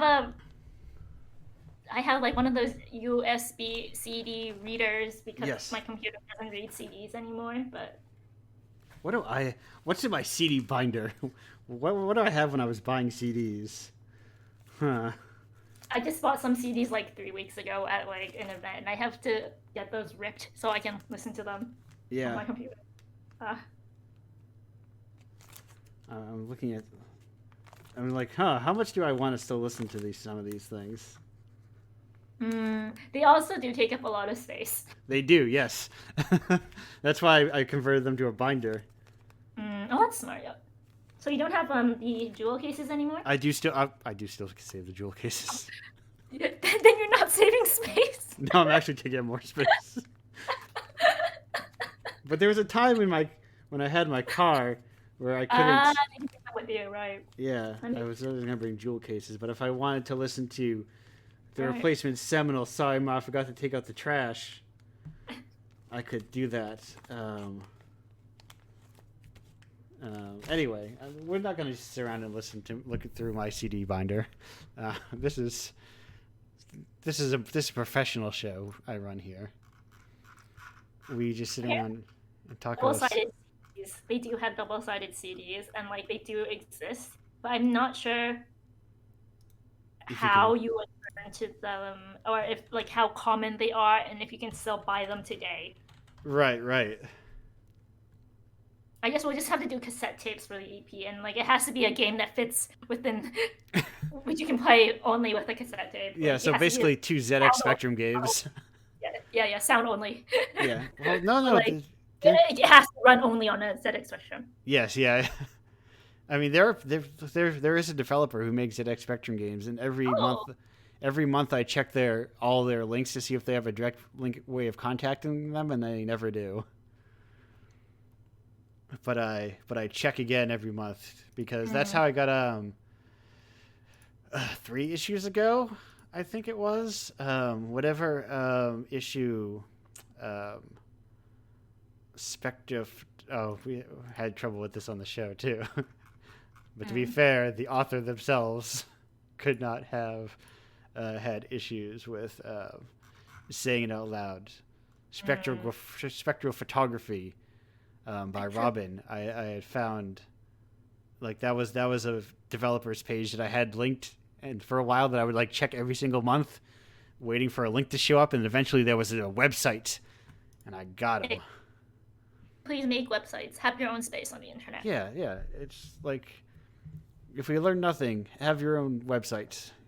Like Twitter can survive, and like it'll be awesome, but still, it is good to have your own space. Yeah, get a NeoCities. It's free. And like, it's fun. HTML is fun. Being able to do whatever the heck you want with your own space is really fun. When I went to NeoCities very recently, on the front page they had one of their featured pages was a Crystallis website, or a fan site rather. And it looked like an old RPG shrine site, and I am like, yeah. It's very nice. This is what the internet was for. It wasn't for us to become content creators. I wish nobody becomes a content creator. I don't even like the phrase content creator. It just sounds like you are making stuff for people to consume. Yes. That's it. That's all you do. You provide the content, and that is your value. And I don't like that. I don't like it at all. No, I want the least surprising of 2 very zine focused. When you get 2 zine creators together, and what do? They talk about independent art for an hour and a half, and making personal art. But that was my way of saying, can you believe it's been an hour and a half? I did not notice. Yeah, I believe this happened last time too. It is. I feel like you tried to stop, like Yeah. you tried to end the podcast like 3 times before we actually got it to end. Yeah, and this is attempt number 1 for round number 2. But yeah, if anything, like if you're listening to the podcast, like the only thing I really like want to say is check out Dozine, and also please watch Happy Together by Wong Kar Wai. Yeah. Just pick up if you're in the U.S. Pick up that One Kar Wai Blu-ray 4K pack. If you're in Japan, check it out in February. Yeah, like if you like Indiepocalypse, I feel like there is definitely something for you within this collection of movies, and also Doshin, but like Yeah, also ROI is really good. yeah. I think that's it feels like less obvious than saying like if you like indie pop, check out Super Mario Brothers. Like no, if you like the work of indie pop, go check out independent cinema. Check out Like I like seriously, I think there's probably a very similar audience somehow of like people who would like zine stuff like Indiepocalypse and Doshin, and also like Wong Kar Wai movies. Like I don't know where the connection is, but it's yeah. there. It's in indie cinema. It's in kind of like the feeling that a person made something. It's that I think so much about Melis's blog about Alive Game and Dead Game so much. A It good space. Melos has just a lot of good blog writing, and also that's why you people should have blogs and your yeah. own space, just like long form talk, and have your own space to talk about whatever you want. Right. Don't like that could I mean that could very easily be on co-host or whatever, but also having it on his website is like he's not competing with other co-host blogs. It's just his website. It's nice, and if you have a website, you can set up your own RSS feed for people to use on their RSS feed readers. Yeah, they don't RSS feed never went bad. It's still I mean Google Reader went away, but like RSS is functionally the same as it's ever been. And it still works, and it's still very good, and like I feel like it's the most reliable way to keep up with stuff. Right, you don't need to make a Substack or whatever. When a website and RSS will do literally the same thing. Like all you have to do is add the feed to your thing. You can use that to keep up with your podcast. You can keep up with like all the people's blogs that they're writing if they have RSS feeds. A lot of places don't, but Yeah, just get your own website, make your own games. Yeah, I think there is a space to like in the same way of watch Wong Kar Wai movie. Watch it's about like um look at your influences. I think unless you're doing that, it's too easy to get trapped in making reflections of reflections. If you're I think always also like a lot of or maybe not a lot, but like I've seen people posting about like this is what like influenced me when I made this. I see it I think a lot more in tabletop RPG, TTRPG spaces, but they'll have like what's it called? Offer not lodestones? I don't remember, like guide stones or like there's a word that people use, yeah, waypoints maybe, and they have like a list of things that they were influenced by, and usually it's not other TTRPGs, it's like random movies that right. or like pieces of media.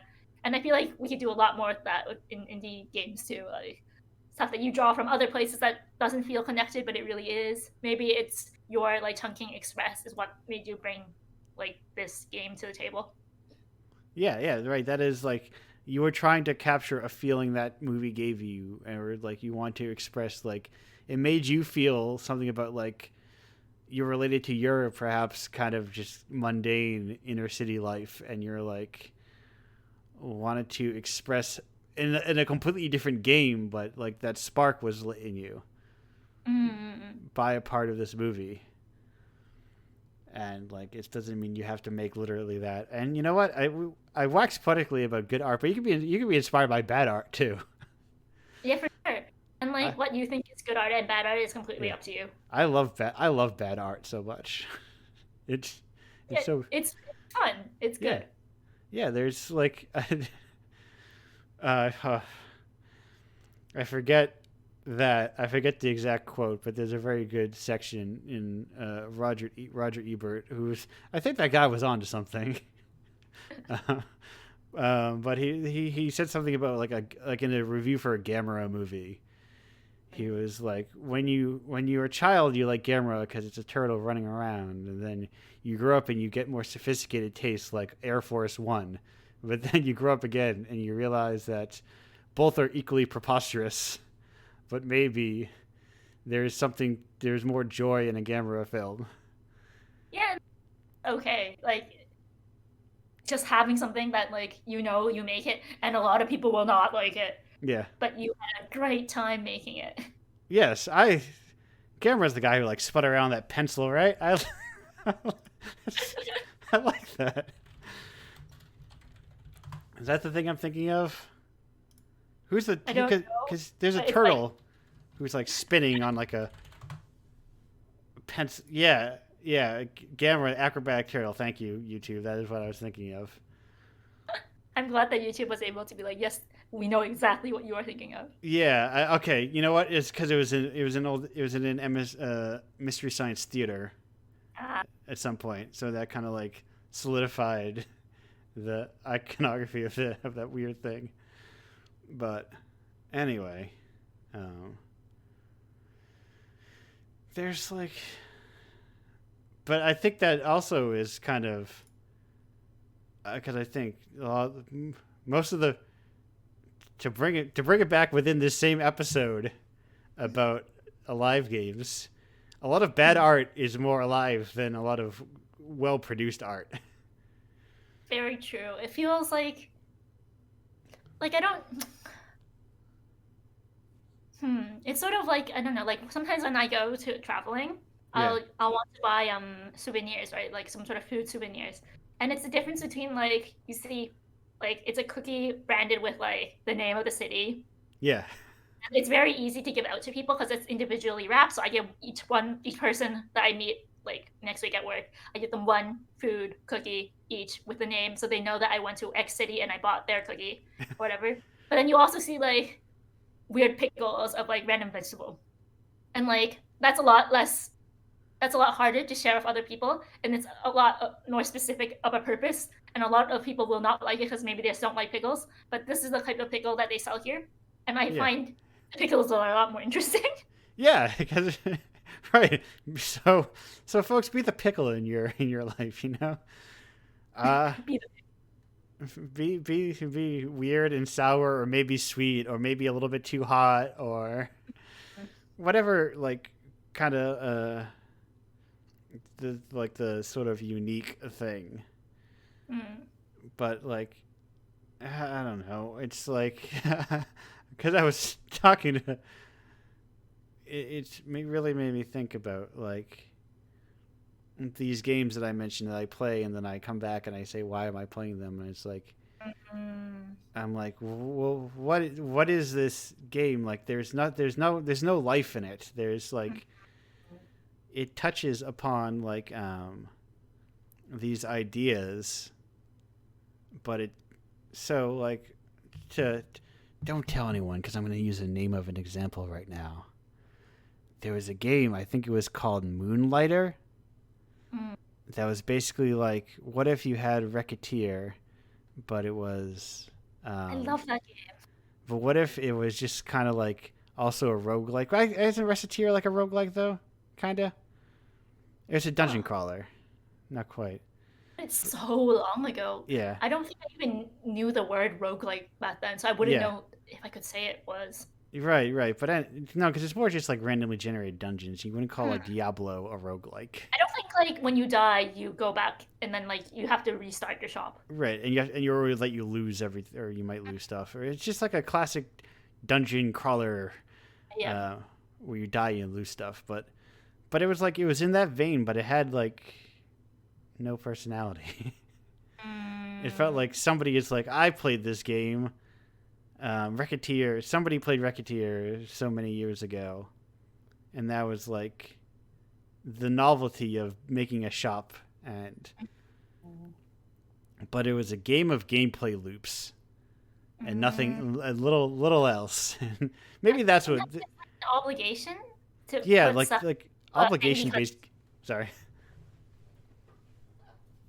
like if it's a fantasy game, you have to have fighting. If it's a farming game, you have to have 4 seasons, sort of thing. Yeah, but I think just in saying obligation, I think you kind of hit the genre name I was looking for. Like it's kind of Uh, like genre of like obligation based gaming, where it's like I'm doing all this stuff because I have to get the levels to go up or whatever, but I don't enjoy doing it. Yeah, you know, like there's the whole argument about like difficulty in video games and like you have to grind because that's part of the journey. But is it something that we must have in video games to enjoy it? Yes, Like, and if the journey isn't fun and the destination isn't worth it, why did I do it? Like if I'm not enjoying the moment to moment, like right now, earlier today, before this, I was playing Yakuza, Yakuza Zero specifically, and I'm a Shenmue freak, so I'm already I, I'm already baked in to enjoy that series, and I've played a lot of them because I enjoy the kind of like the mundanity of it all in play spots. just wandering around Shinjuku. Yeah, right. Like there was a time years ago where I like had Kamurocho. Like I knew Kamuro each time because it was always in the same neighborhood, so I would always know where everything was. And I'm getting my Kamurocho legs back of like remembering. Oh yeah, I know where Pink Street is. But yeah, it's this kind of quiet familiarity and like it has life. Like it's bustling with life and personality, and I think it's like important to like just kind of make the things you want to make, not the things you think that people want. Mm. Like, I don't think we need to be as bound by genre definitions as we are sometimes. Yeah, right, right. That is like what is the genre? Like Yakuza is a Shenmue like like what is genre wise? It's like you get to walk around Shinjuku because sometimes you play mahjong with your Yeah, right. friends. Like what was it's its own genre in a way. And I think it's too easy to get trapped in like wanting to be a genre when it's like way more exciting when a game does not have a clear genre. Hmm. It's nice not being able to be defined, I think also. Yeah, you're right, right. When you're like when I go and I don't know exactly what I'm getting. And it's like, oh, okay, well, it's that weird sort of where it's like games as software where it's like, well, I came for in the same way you would go to a word processor and expect it to type words out for you. It's like, well, this is a rogue. This I want to go to a video game that's a roguelike, so I go and I die, and I get some stuff back, and maybe I incrementally upgrade things or whatever. But yeah, it feels more. I don't know. Doesn't feel sincere. It feels like because the expectation is to produce at a certain scale, you have to produce safely.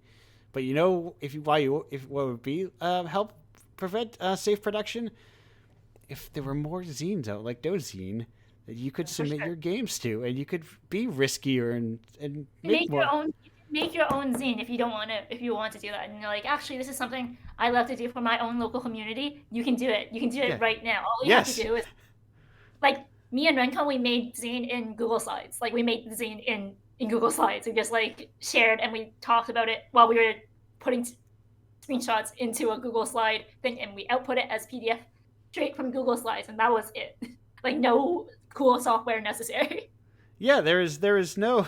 You can just kind of do whatever you want. That is the that's the secret. And like nothing excites me more when I open up a game when I'm submitting it to like not know what I'm expecting, like from front to back, to be like so much of this does not make sense. It is not. I'm not familiar with it. I think that is the allure of like older games because there are definitely plenty of like concrete genres. You know, plenty of. I'm sure you could find 8,000 mascot platformers that all are like vaguely similar, but also like have their own like it is nuts. How different is nuts from Arrow the Acrobat, from Bubsy, from what's Awesome Possum, or not. I mean, not significantly, but then there's always like little weird stuff off to the side. I spoke very highly. I think it was last week about Human Entertainment because I think they made a lot of really cool stuff when they were around. Human Entertainment. Yes, they've spawned a lot of stuff. They spawned I think Grasshopper came out of them eventually. They made okay. They made like they're the ones who made like Clock Tower and SOS. Right. And I think they were very instrumental in Fire Pro Wrestling and a lot of Human Entertainment. You know what? It's because they made that Tom Sawyer game, or was it the Huckleberry Finn? Or was Huck Finn one of those RPGs? I did not know there was a Huck Finn Tom Sawyer game. Yeah, it was Japan only. Who is the audience? Oh, you know what? I don't think they made the Gilligan's Island game. Sorry, they made the Gilligan's Island game. That's also so very like specific. But yeah, I'm looking at like the list of stuff they made now, and it's all very like, sort of. Yeah, they're very weird. Like it's like a lot of really cool stuff like came out of like, and also like the studios that then came out of Human Entertainment are like pretty cool studios too. Yeah, I can like see like Suda 51 Goichi in the list of like people who came from here. I'm like, yeah, it's like the same good energy keeps going. Right. Like, Suda might be the only person who is remotely punk rock in video games at like a larger scale. I think, maybe, I don't know. From the same company, I'm just looking at their Wikipedia page. From Human Entertainment, they have they still like one of their employees is now like just still like a pro wrestling ring announcer. Yeah, right. Which is incredible. Yeah, Human. Apparently, sorry, I need to read this. Like, so the root of this guy's career was from the pro wrestling game. He became like the pro wrestling expert, and then actually went into like pro wrestling announcing. Right. Like, what an incredible life. Yeah. There's like clearly like, I love pro wrestling. I'm going to make this pro wrestling game. Now, which do I love more, video games or pro wrestling? I think it's pro wrestling. And it's like, this is his life now. He's a pro wrestling announcer, and does like apparently like what do you call it, like audio mixing as well at the events. Like what? Yeah. That itself feels very like intensely DIY. And yes, I highly encourage like play through a lot, like just spend some time like digging into like Human Entertainment games. They look so like fascinating and like Suda worked on Moonlight Syndrome and directed and wrote it. Yeah, there's so cool stuff. I one of these days, I think they recently made a actually have a translation, like a full translation of La Place No Ma, which is like this kind of Human Entertainment. It's the same guy who is also somehow connected. Apparently, there's some connection to also Mages making like Steins Gate and Chaos Head, which is not what I. Oh, that's like a weird. There's a lot of cool stuff coming out of here. Wow. Yeah. There's. Dang. Right. There are these like. Yeah, there's like splinters of groups, you know. Where you it's cool seeing like this is the same sort of thing like when you mentioned earlier how Undertale came from somebody who was in Homestuck, who came from somebody who was out again in like indie comic sort of genre. It's like that sort of like everyone started somewhere like, and then it got bigger, but then there's still like the roots of where they came from. Right.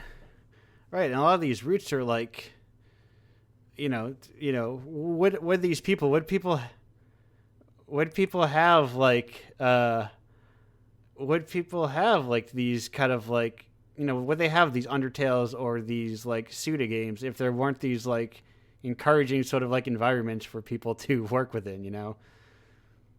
If it was like, yeah, there's so much space for what is Mysterious Muramasa Castle, because I saw that, or no, Murasame Castle, sorry, there's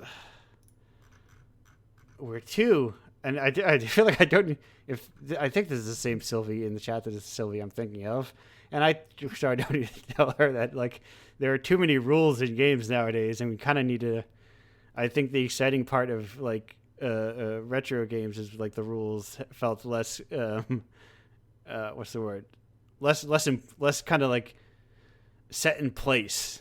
Yes, like they weren't established yet, so people didn't know what they didn't know how to make games, and that's what's made like that's why we also have like a lot of terrible games from retro games. But that's what I like, because they didn't know what to do and they tried it anyway and it didn't work. That's cool. That's fine.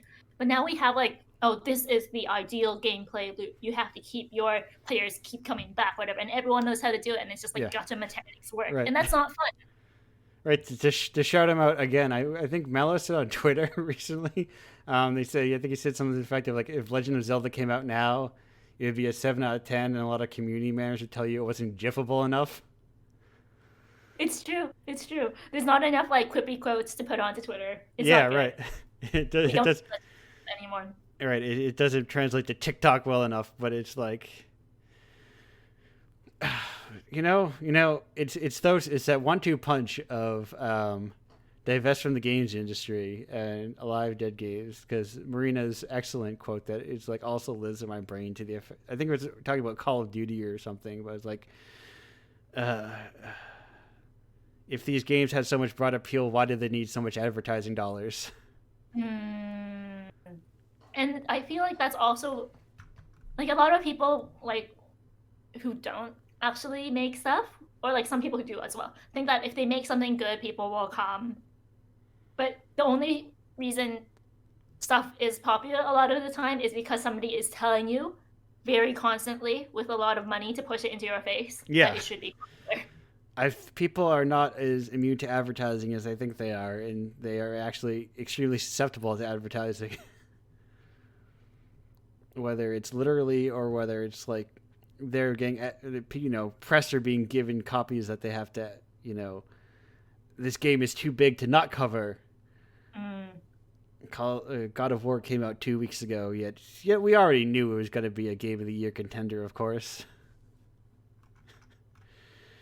See, I like how I'm in such a weird different bubble that I didn't even know God of War came out. No, listen. If I didn't use Twitter, I would never even have known they were making another one. But I know it's hard also for bigger companies to try to do new things. Yeah. But we also don't need to see so many sequels. Right. I was listening to a podcast recently, and they were talking about how the same thing is kind of going on in movies too, and how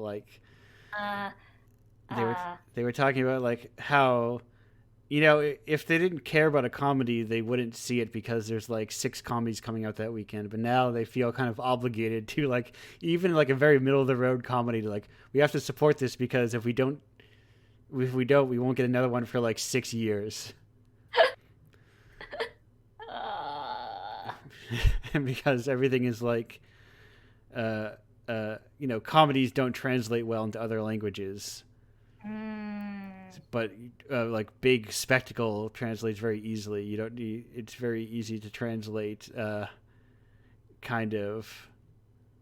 Are these pre-recorded? No, these are live, baby. Coming in fresh. I just very rarely interact with the chat.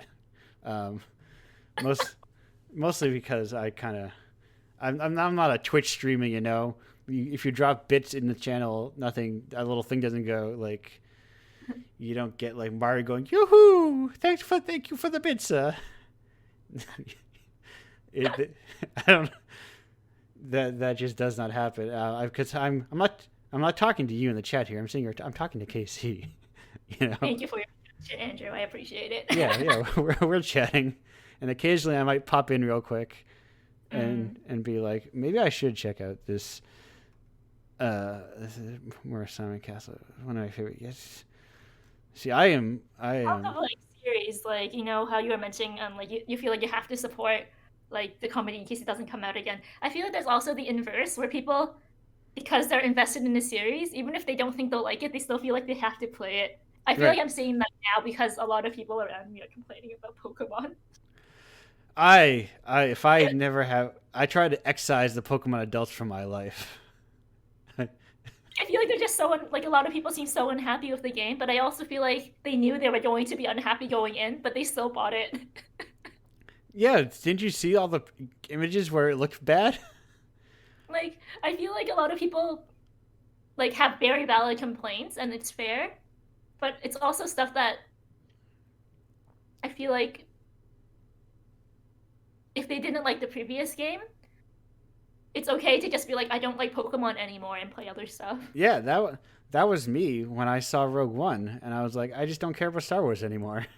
That's okay. Like you don't have to like everything to like a series. You can just Yeah, be like I enjoyed um Star Wars movies X to X, but then this kind of like this one was a no for me, so I haven't watched the new ones, and that's okay. That doesn't make you like a fake fan or anything. right. And personally, I don't need to be I think the idea of a real or fake fan, we can just forget about that idea entirely. Definitely, you can like what you like. It's fine, and you can Yeah, definitely still not like it. Like I like Pokemon as a series. I think it's very cool, and I like the idea. But I also haven't played the new one because I didn't think I would enjoy it, so I didn't buy it. right. Yeah, and you don't need to Okay. like. Yeah, yeah. Brand loyalty, unless you're loyal to the brand of Indiepocalypse. Uh, brand loyalty is kind of like unnecessary. Like you can get disappointed, and like it would be really disappointed if you're like, oh, I didn't like this. I was trying to think of an example, but I'm looking at my last open. My most recent open tab is just a Google image search for more songs about buildings and food, and I'm like, one was no Talking Heads. When was the last time a Talking Heads album came out? It was not. It was a very long time ago. Well, I guess there's David Byrne's American whatever that was called American Dream Mm. is kind of a Talking Heads album, sort of. Like every album an artist puts out. That's cool. That doesn't. And if you didn't like it, you listen to like the bit, and you're like, actually, I didn't really jive with this, and I don't like the direction this album, like this artist is going with. So Yeah, maybe I will dip out. That's cool. You can dip out. right, right. They don't not they don't have to have a flawless discography. Mm. And I don't know. I still like Pokemon. I think like from at least what I've seen, there are a lot of weird like issues with the new one where there's like what is it? Like stuff is buggy and whatever. It seems like there's a lot of But just like technical issues. uh, but I feel like a lot of it is also just like if it's going to be an issue for you, you can also not buy it or wait until like later to see if like it's patched, and if it's patched and it sounds better, you can buy it then. You don't There's like this weird culture of having to pre-order games and get like all the limited edition stuff and play Yeah, it on stay, but you also don't have to do that. Like you can play games on your own schedule when you want to, and like when they're updated or whatever. I think the last time I ever got pre-order content with a video game was the PSP reissue of Tactics Ogre. Came with tarot cards by Ooh, oh God, I'm drawing a blank on the artist's name. The artist who doesn't make the noses, who does all those Final Fantasy Tactics style art, the evilly sort of art. Akihiko Yoshida had the done a. person who does noses. I say that because they're very small. That's one of the things I remember. Oh, right. No, I Yeah, get it. I get it. that's the thing. One of the things I remember remembering noticing very early, when I was young playing Final Fantasy Tactics, is that a lot of the characters didn't have noses, and even like the concept art, the noses were very small. We're But unnecessary to the vision. that is yeah. That I think that was the last piece of uh, bonus thing I got with the game. I I think think also it's nicer to go in without expectations a lot of the time for these yeah, things. Right, right. It's like not knowing what you're going to expect. I think is a little treat. Mm. Uh, or just like being more open. Yeah, these noses are so tiny. I'm looking at all of them, all these noses. Baby noses for Final Fantasy topics. Yeah. Closing that tab. Oh, the best. I'm not gonna research this, but among the Google image search for more songs about building good food, there's an article for the best K-pop songs of 2021 so far, and I don't know how that factors into this Google search at all. And I'm He wants you to know because this is important to what they want to share with you yeah. What do, for some reason. is there a K-pop version of "Take Me to the River" cover of that? Maybe Which I would not know. Maybe that exists and that would be very cool. yeah, yeah, that would. Who knows? But anyway, K-pop Talking Heads. Are there any K-pop versions of Talking Head songs? I don't If know. there are, I feel like somebody should make them. Yeah, right, right. There should be. Where's my K-pop version of "Girlfriend Is Better"? Um, Slippery People. Anyway, enough David Byrne in his giant suit. That's also on Andrew's reading list. Andrew's Indiepocalypse reading list. Stop Making Sense. Mm. Very good concert album or concert video. Mm. I really like it. I think it's I feel cool. like we should have like concert videos, but for video games, sort of thing. Yeah. 'Cause I'm not sure how it would work, Yes. but like like because you have like obviously you have like the regular like you buy the track of the music and then it's just like how it is recorded in the studio and then you have like the live concert albums of all the yeah and like that kind of energy. Yeah. Well, You Casey, could like have that kind let me run this past you real quick. go. What if that is like a very definitive let's play? Ah, oh, oh, hmm. Because like I recently watched a lot of Chip and Ironicus let's plays, and like it was also like styles of let's plays that I was less familiar with because they were more like old something awful styles, I think, where it's like heavily edited and like showing off a lot of what the game is. I'm like, this is if I was not going to play like the Metal Gear Solid series, this would be a very cool way to experience it. It's good that they like I think it's really cool that Let's Play exists because to be honest, like a lot of the times I'm interested in a game and I might just not Yeah. want to play it though. I love kind of like FMV horror adventure games, but I never want to play them. Like I love a lot of horror games. I love them in theory and I love watching people play them. But I don't want to play them all the time because if I play them personally, I get really scared. Right. And But if I watch somebody playing, it's less scary. But I can still experience like yeah, most of it. right. And I get very fed up with obtuse adventure games very Mm. quickly, but also they're the kind of like bad art that I don't want to watch alone. So Yes. So like like I don't want to click on every single thing with every single action to figure out how to proceed right. to the next screen. I still want to see what happens. But But I don't want to play with the walkthrough open.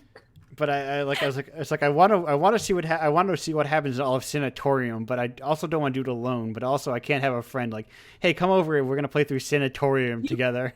You play this for me so I can watch. Right, right. Or because like if I play this alone, I didn't have someone to bounce off of the goofiness of it that pops up sometimes. I would feel kind of it's like watching The Room by yourself. You know, it doesn't have the same Not oomph to please it. like have let's plays but like sanctioned in a way and then also be like this is the if you don't want to play the game you can get this instead. I've thought about um, the idea of if I had a kind of like if there was a next step to kind of like this indie apocalypse publishing, it would be to do like these very dense Criterion style collections where there's like a lot of interviews and a lot of supplementary materials and that kind of thing. And one of those things I think it would include would be like either like just a very good definitive let's play from like a huge fan of it, or like a kind of like a commentary style let's play from the creator, or both. Like both, like playing with fresh eyes, but also like have the dev commentary. That'd be really interesting. Yeah. And then, because I like the idea of like, well, here's like a video version of the game, like something to go back to and be like, oh, this game, because sometimes it can be easier to go back to someone playing it than like sitting down and playing it yourself, because you can kind of put it on a second screen. And so, like after I watch like a concert or listen to a concert album, I'll be like, oh, that was really fun. I want to listen to it again myself. And maybe you could have like first you watch a let's play version, and you're like, actually, now that I know how to play it, I feel more comfortable and like more confident to finish this game myself too. And you can have your own experience with that as well as with the definitive let's play version. Right. Yeah. I think there's a lot of interesting ways to experience games, and I wanna help experience games in all those different ways. But I don't have all the resources and money to do that, which is why I get all pissy sometimes.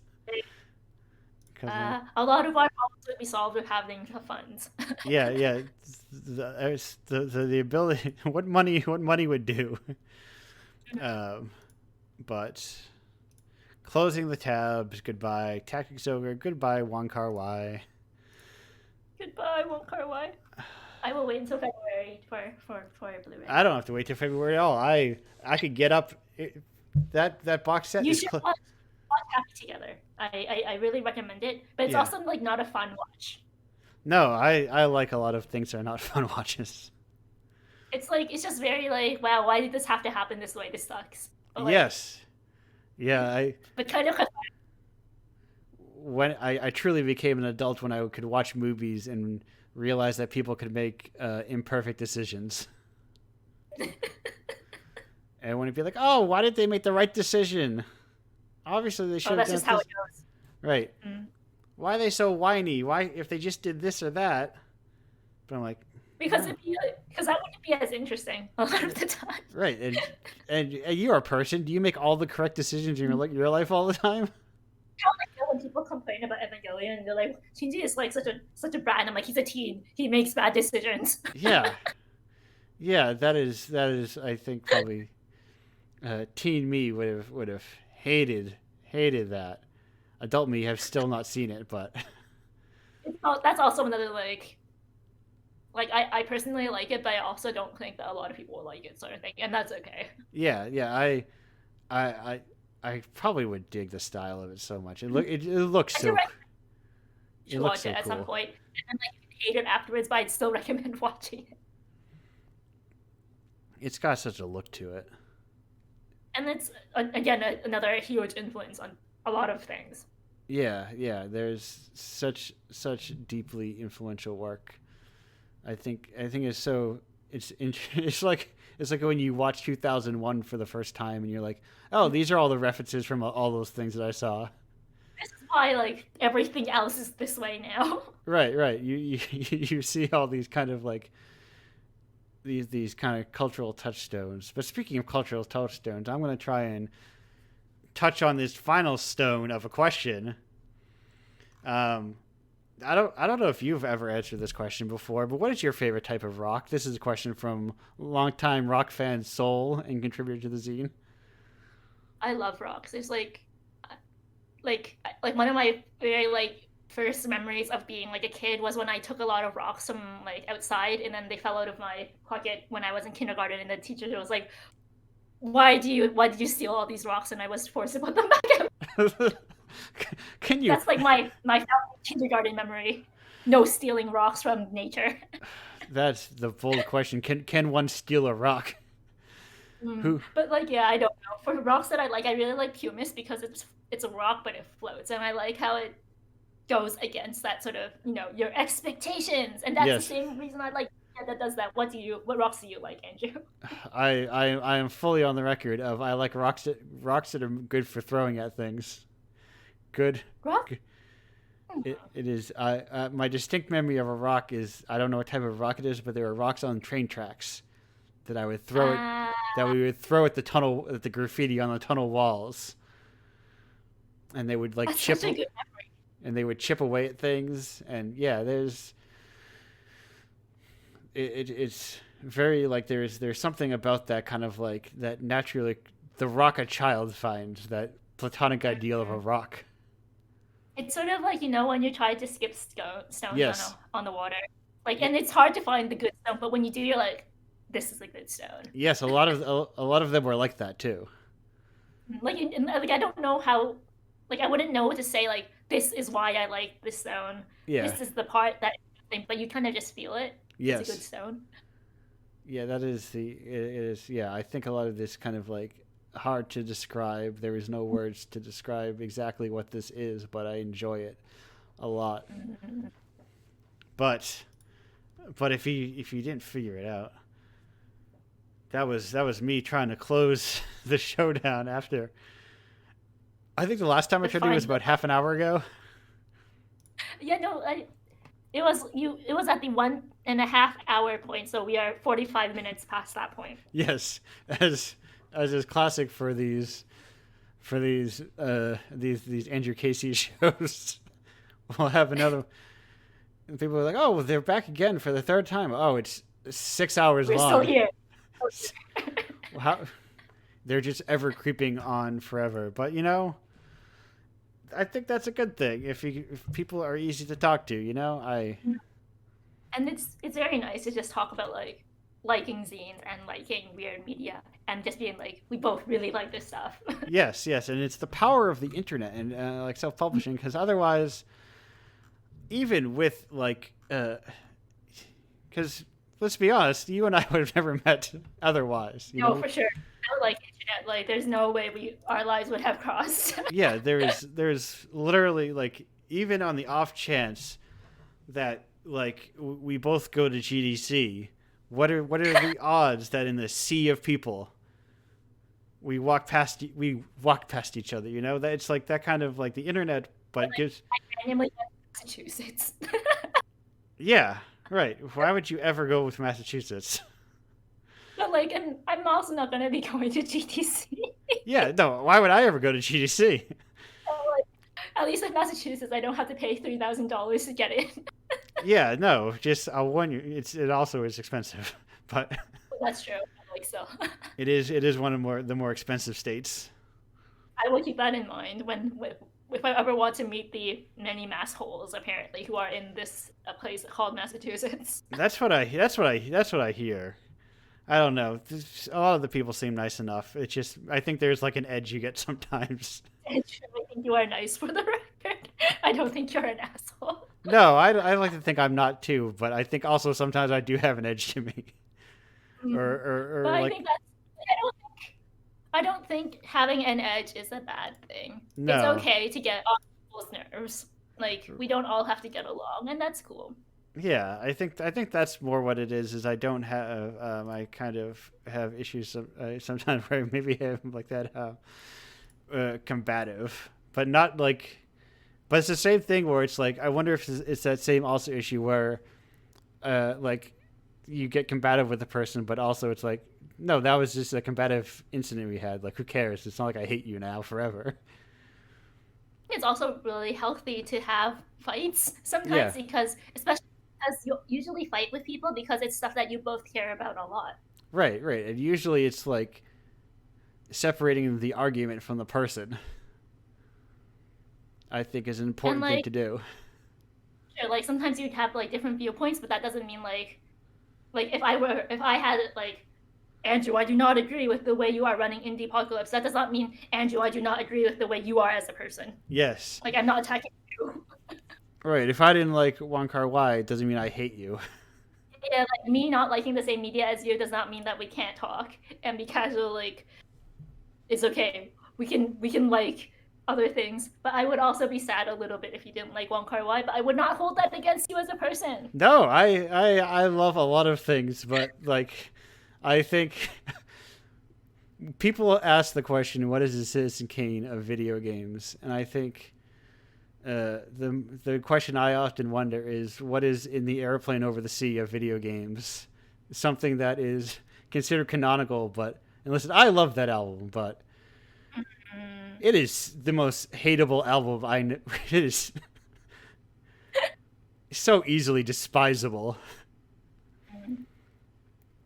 Like I would not be like, hey, listen to this song, and this guy's like, and he's got a singing song, he's got a warbly voice, and he's singing about dead people he's in love with or whatever. And I think that's also like not a problem exactly, but Yeah. even in this example of like the Citizen Kane of why is it Citizen Kane? Like for me, maybe that would be a completely different movie. For you, obviously, it'd be also like completely different. Yeah. And like it's weird to have anything that's considered canonical in this world where none of us is ever able to experience every media to, and there's no way to like objectively judge any of this. Yeah. This is just a long-winded way of me saying that I don't like games and Game Awards and Game of the Year stuff. Yeah, it's utterly pointless. I'm when people ask me my favorites, I'm always really bad at telling people. I'm only good at like naming favorite albums because I listen to them a lot. So it's like in my brain, it's like, yes, here's a correlation of things that I listen to a lot, so I can tell you, yes, things I listen to a lot. But it's a lot harder when I'm like, so it's like, oh, what's your favorite movie? I'm like, Rank movies because like I go to movies for different things. I go to games for different things. Like same even for music. Like sometimes I'm like I'm very much in the mood to listen to this album that is only of noise, but it's also not something that I would recommend to people wanting to be like, hey, I want to listen to a fun like chiptune album, sort of thing. yes, I am not always going to. I will maybe listen. I will maybe listen to like what was that Divorce Lawyer? I Shave My Head, the Jordan Mason album. I'll listen to that sometimes like for a month, and I'm like, I don't need to listen to this right now. This is not like in my life at the moment, or I will go back and forth to albums constantly. But it's like it's what you're in the mood for, you know? Yeah, so like bringing this back Yeah. to Dozing. Going to try my best to do this. Yes. No. Give the Dozing pitch. Conclusion. Yeah, so like when I talked to Rincon about this for the very first time, it's because like I mentioned before, I played Residence of the Ocean, and that game really I was like, this is so good. I want to talk about it. I want more people to know about it. I do not think that like Dozing is the best scene. I don't think these are like the top games of 2022 or whatever it is. I'm not gonna be like, this is the best media experience. These are games that like me, Rencon, Daikon looked at and we thought we like these. These are good games, and we want more people to talk about them, and we want people to have their own experiences with them, and that's it. Like it's not gonna be like the all the best games to come out of Japan this year. No, it's literally like these are the games that we as a small group enjoyed and we wanted to share, and that's it. And I think it's okay, and I would love to see more things like this in the world. Yeah, because I think no ranks, no whatever out of tens, just your personal experience with games, and that's it. Right, because I feel like if you need to pitch it, if you are pitching this to like larger websites, you know, even if you weren't pitching it, if something like, you know, it's on IGN, it's like some of the best games coming out of Japan is what their headline would be, you know. Like right now, they're not the best games. These are just the games that we like, and that's it. Right. You don't have to always look for the best. You can just. Like we had great experience with them, and that's enough. Yeah. I love weird stuff. I think I specifically.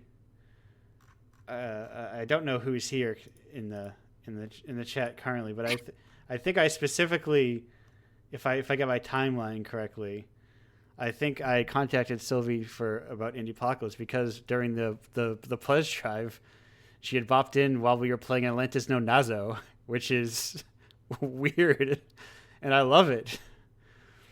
But like it's.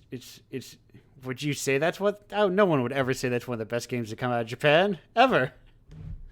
But it's cool. If you had a good time with it, that's good enough. Yeah, it's like fascinating. It's like, and I think it's the kind of thing that if somebody had submitted that to like Indiepocalypse, it would blow my mind. I would be like definitely. Yeah, I'd be like, what? This game makes no sense. It doesn't care about anything. It is like obtuse and weird, and and like it feels freeing. Good art is freeing? I don't know. There's no good answer for this. I think that's what you're trying to say. It's what we've been trying to say. There's no really good answer for it. It's kind of like small press is yes unique. I am a huge fan of unique. I will marvel over unique trash 9 times out of 10 before I marvel by just kind of like well-made familiarity. Unless it's like its own distinct familiarity, like I was saying earlier, in that I like Yakuza. Yes. But Yakuza. It's kind of like it's very distinctly its own thing. And there is nothing else that is quite like it besides Shenmue. And like I think that's the same for all the games in Dojin's issues number 0 as well. It's very like, so there's 5 games and a lot of them like they're not very similar at all. No. But like it's definitely like they're made by individuals who really wanted to make them, and I think that's just what we want to get across. Yeah, like you can just, I mean, you only need to look at screenshots or even just the covers to go like, these people are coming, everyone is coming from a different game background. You know, they all wanted to make something different. And like you see it in the art, you see that in how like the gameplay is presented. You see that in kind of all of it, like from top to bottom. And that's how I think we'll be able to continue with issue number 1 as well. We are waiting for submissions still. We are going, like, submissions will always be open. So like anybody can like just be like, maybe it might not be for issue 1, it might be for a different issue, but like at any time anybody wants to, you can submit your game. And we will have the bundle up for like half a year, at which point afterwards we'll have the regular zine just like sold by itself, I believe, on itch. Okay. Yeah. Because of itch bundles work. Right. It's a weird, like, who knows? Maybe at the end of that month we will have like the eventually itch will let you split revenue on single games. Oh, cool. We will see. I'm not like crossing my fingers or like. No, me either. But if it happened, wow.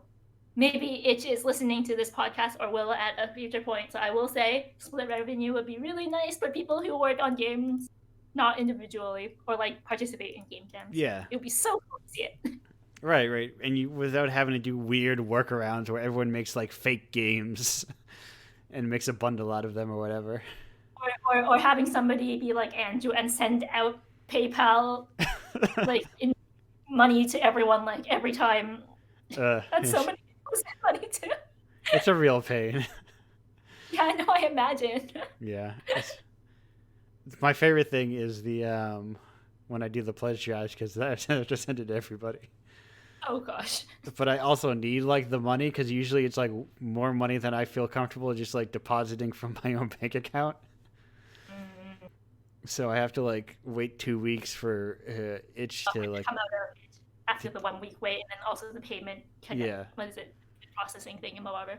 Yeah, so I have to make sure I get like all that money, and then I have to probably add a little bit extra to account for like conversion fees. And also PayPal fees for any international transaction are a killer. It hurts. It's a lot.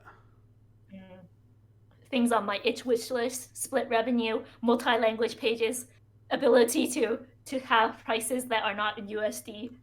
But that's what I have for now. My itch wish list. If the itch people are listening in somewhere. But you know who is listening? All these nice people that have been like, I thought they were stopping this show an hour ago. Thank you for listening to our rambling. Yes. Thank you for listening to these two kind of like game industry adjacent people kind of rambling about. I was trying to end this like maybe 10 minutes ago. I was like, this is gonna wrap it up. This is not wrapped up. No. This is the third wrap up. This is the real wrap up. Thank you for for being here. So much for being on the show. Again, for carrying the load on your own where you needed to. I was like, Rincon and Icon will be back when they eventually. feel better. Yes. Maybe we'll have like another show at some point with all of them on it. It's nice because it When we saves me. have number 1, we can talk again. Yes, yeah, it saves me the time of having to like. I love when I can just lock in people who I know are going to be on the show because it's like, yes, I don't have to worry about a yes or a no. But we've talked a lot about Dozine, but where can people find it? Right. Dozine, you can find us on itch. That is where you can buy the bundle and you can buy the zine. Also, it has a website on Card. It's just dozine.crd.co. We started a co-host, but we do not have hosting privileges, so there is nothing there right now. But we also have a Neocites site, which we are probably going to be using to post like more. Like we have an event report of Digital Games Expo up there now, and maybe we will do some of the same stuff in the future. I guess we are also on Twitter, as long as Twitter is on. You can find us at DozineJP on Twitter, I believe. And if you don't know, that is DOU for the dough part, because it's a fun little pun. Yeah, it's a pun. It's like Dojin and zine. Yeah, but speaking of comedy not translating across different languages, it is one of the delightful... like Dojin, and but then it also ends up as Dojin Dai in English. So we decided not to do that. Yeah. Unfortunate puns. Yes, there's a lot of puns. The least translatable form of comedy. But that's, puns aside. Speaking of portmanteaus, speaking of clumsy portmanteaus, Indiepocalypse. It's good. Apocalypse is good. It's good. I like it. It is also a combination of indie and apocalypse. I, however, stole that title.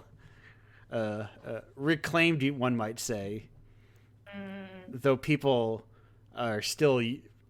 Someone unironically used it, and I believe an editor-in-chief of a website unironically used the term like a week ago. So... Embarrassing, really. I don't think there are too many indies. I think we can have lots of indies. It's fun. Yeah. Make more indie games, please. Yes, everyone. Make what you want to make. Don't worry about like if somebody's made it before or whatever. What you make is what you make, and it's your experience. Yeah, you can just make it. And if it's bad, who cares? Yeah, no, it's still good. Like, if you made it, it's good. You can make something else too. If you don't like it, you can make something else. That's the beauty, is you don't actually need to like run the convention circuit and get it in front of all the right people and do all the right things. And that is the point of independent small press. It's the point of your local scene. It's the point of all this is so that you don't your only avenue is not, how do I get this in front of someone at Microsoft or Nintendo? How do I get this in front of Devolver Digital? It's like there's small press like Dozine, like Indiepocalypse, creates avenues for people to like get work published, to get paid for work, to feel like someone, like a stranger, cares about their work, which is very important, I think. It's like there is an important feeling to like, this person does not know me. I've never met them before, but they like my work so much that they want to pay me for it, that they think they can get other people to pay for it. I think that's important. I think it is a meaningful thing, and the more I see, the happier I am. For sure. Because we're all like, to go back on us Driftwood folks, are desperately drowning as we're trying to get our rising tides lifted. If we get enough Driftwood together, we have a raft, I think, if I extend the metaphor. What a good metaphor. We can build our own. Right, and then you can build a raft. Like, so you You get a little money from Dozy, you get a little money from Indiepocalypse, you get a little money from like the Hand Eye Society mixtape, and your Also, local. Sorry, what was that? Hendai Society's mixtape is such a cool project. I love it. Yes. Yeah, you have. I mentioned that because that one also has open submissions, which I say is the most important part. So it's not like you need to know somebody, which I think is. I've said it before. It's very important. Like, if you like, if you need to know the gatekeeper, if you need to know the person who opens the gate for you, that person is called a gatekeeper. No matter, even if you call them just like the welcoming committee or whatever, like if you need to know someone, if you have a walled community, all the openness and that you can present will mean nothing if it is still closed off fundamentally to people. An invitation only gated community is still a gated community. That's a better way to say it. You found your metaphor. Yes, I found it all. But Indiepocalypse.com is where you buy Indiepocalypse. I'm actually starting to put it on my website for sale. Very nice. Is it going to be like sold? How are you selling it actually? Is it going to be like you buy it and then you download the zip from your server? Yes, exactly. Self-posted. WooCommerce. I actually did not even plan that I started doing that when Itch had their outage. Yeah, oh, it's just like, wow, Itch is not alive right now. And I tried to check it out. I was like, what is happening? What is happening? Yeah. And that was like, I was already in the process of doing that because you had pointed me towards that responsive tab plugin. Oh, I'm glad that worked out. yeah, it is. I have, so right now, if you go to indiepocalypse.com and you...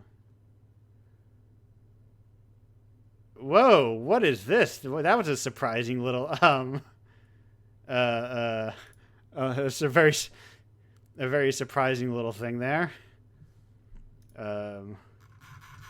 So there's been a like a server, someone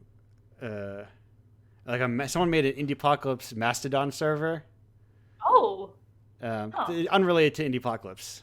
Oh, okay. I think just based on the general idea. I'll post this link so you can see it, how it turned out. There's still one thing. I don't like the little button there. But this is like basically what I want to do, and it all looks good now. And you can buy it for $10. That's awesome. Right now, Indiepocalypse 34 is the only one available. But look, it's all on one page. You don't have to scroll or anything. You just click on the little icons. Very cool. But anyway, what's it called? So I listen. I'll be honest. I'm a filthy little name searcher on Twitter. I have a column on TweetDeck that is called Indiepocalypse. It is valid. It is valid. And I primarily never engage with it because I think it's weird to engage with name searching. I feel like people should be safe to talk about Indiepocalypse without me showing up there. So it's why I choose not to engage with it. I feel like you should be able to say things positive or negative about Indiepocalypse without Andrew Indiepocalypse showing up in your mentions. But as I was, hey, what's up? But this is all a very roundabout way to be like, oh, there's another one, so I was gonna. I also don't keep it all the way scrolled up so I can see when there's a new message that comes in. And I saw a little blink there. I was like, oh, what's this? I expect to be a co-host. It was. Won't you know? It was Bennett Foddy saying you should subscribe to Indiepocalypse, which is neat. People should subscribe to Indiepocalypse. There's a lot of cool stuff. You can buy there's always it's just all very cool. Yeah. Oh, previously NYU Game Center. I thought you still worked at the NYU Game Center, which makes sense because I feel like the NYU Game Center to Indiepocalypse pipeline is very strong. It's a good energy that way too. Yeah, I feel like there is like a very clear. I see a lot of like people with NYU Game Center in their bio submitting to Indiepocalypse. I feel like it. honestly, I wouldn't be surprised if game professors be like, "Hey, you should submit your capstone project to Indiepocalypse." I'd recommend you do that. But that was a weird little thing. That's the Bennett Foddy endorsement for Indiepocalypse. I recommend you get on it. I think it's cool. And your favorite game developers might think it's cool. Indiepocalypse is the indie developers indie games is how I comfort myself in thinking of it as kind of like oh weird um uh I have something to say probably to Sylvia in a moment, but I'm navigating conversations. But anyway, that's the show. Oh, if how do you subscribe to it? Go to indiepocalypse.com/Patreon to subscribe to it if you wanted to subscribe to it. If you want to get games, you can get them. You can subscribe for a year. You can get just the commission games if you just want to do that. And like if you subscribe, if like you can pay $50 and you'll get 12 new commission games, and they're all super cool. You'll get I think technically you will I'll be as a secret. You can get all the old ones too. I haven't taken them down yet. So you can you get I don't think they can get your game, Casey. I don't think it was, I think that was added after the fact. But find developers here like NPC KC who are commissioned developers, or Sylvie in the chat who are commissioned developers. It's new games from like the coolest people making games in indie games right now. I know. I think it's cool. That's it. That's the show. If you want to submit, indiepocalypse.com/submit. That's it. Thank you. Thank you. This is Dozine. Check it out. Yes, Dozine, check it out. I've purchased my copy. Why haven't you yet? Oh, I hope you all enjoy. Yes. Buy it even if you won't get around to immediately playing it. I have stacks of comics and games and movies all lying around that I have not watched, read, or played yet. But support independent art where you can. Goodbye. Bye.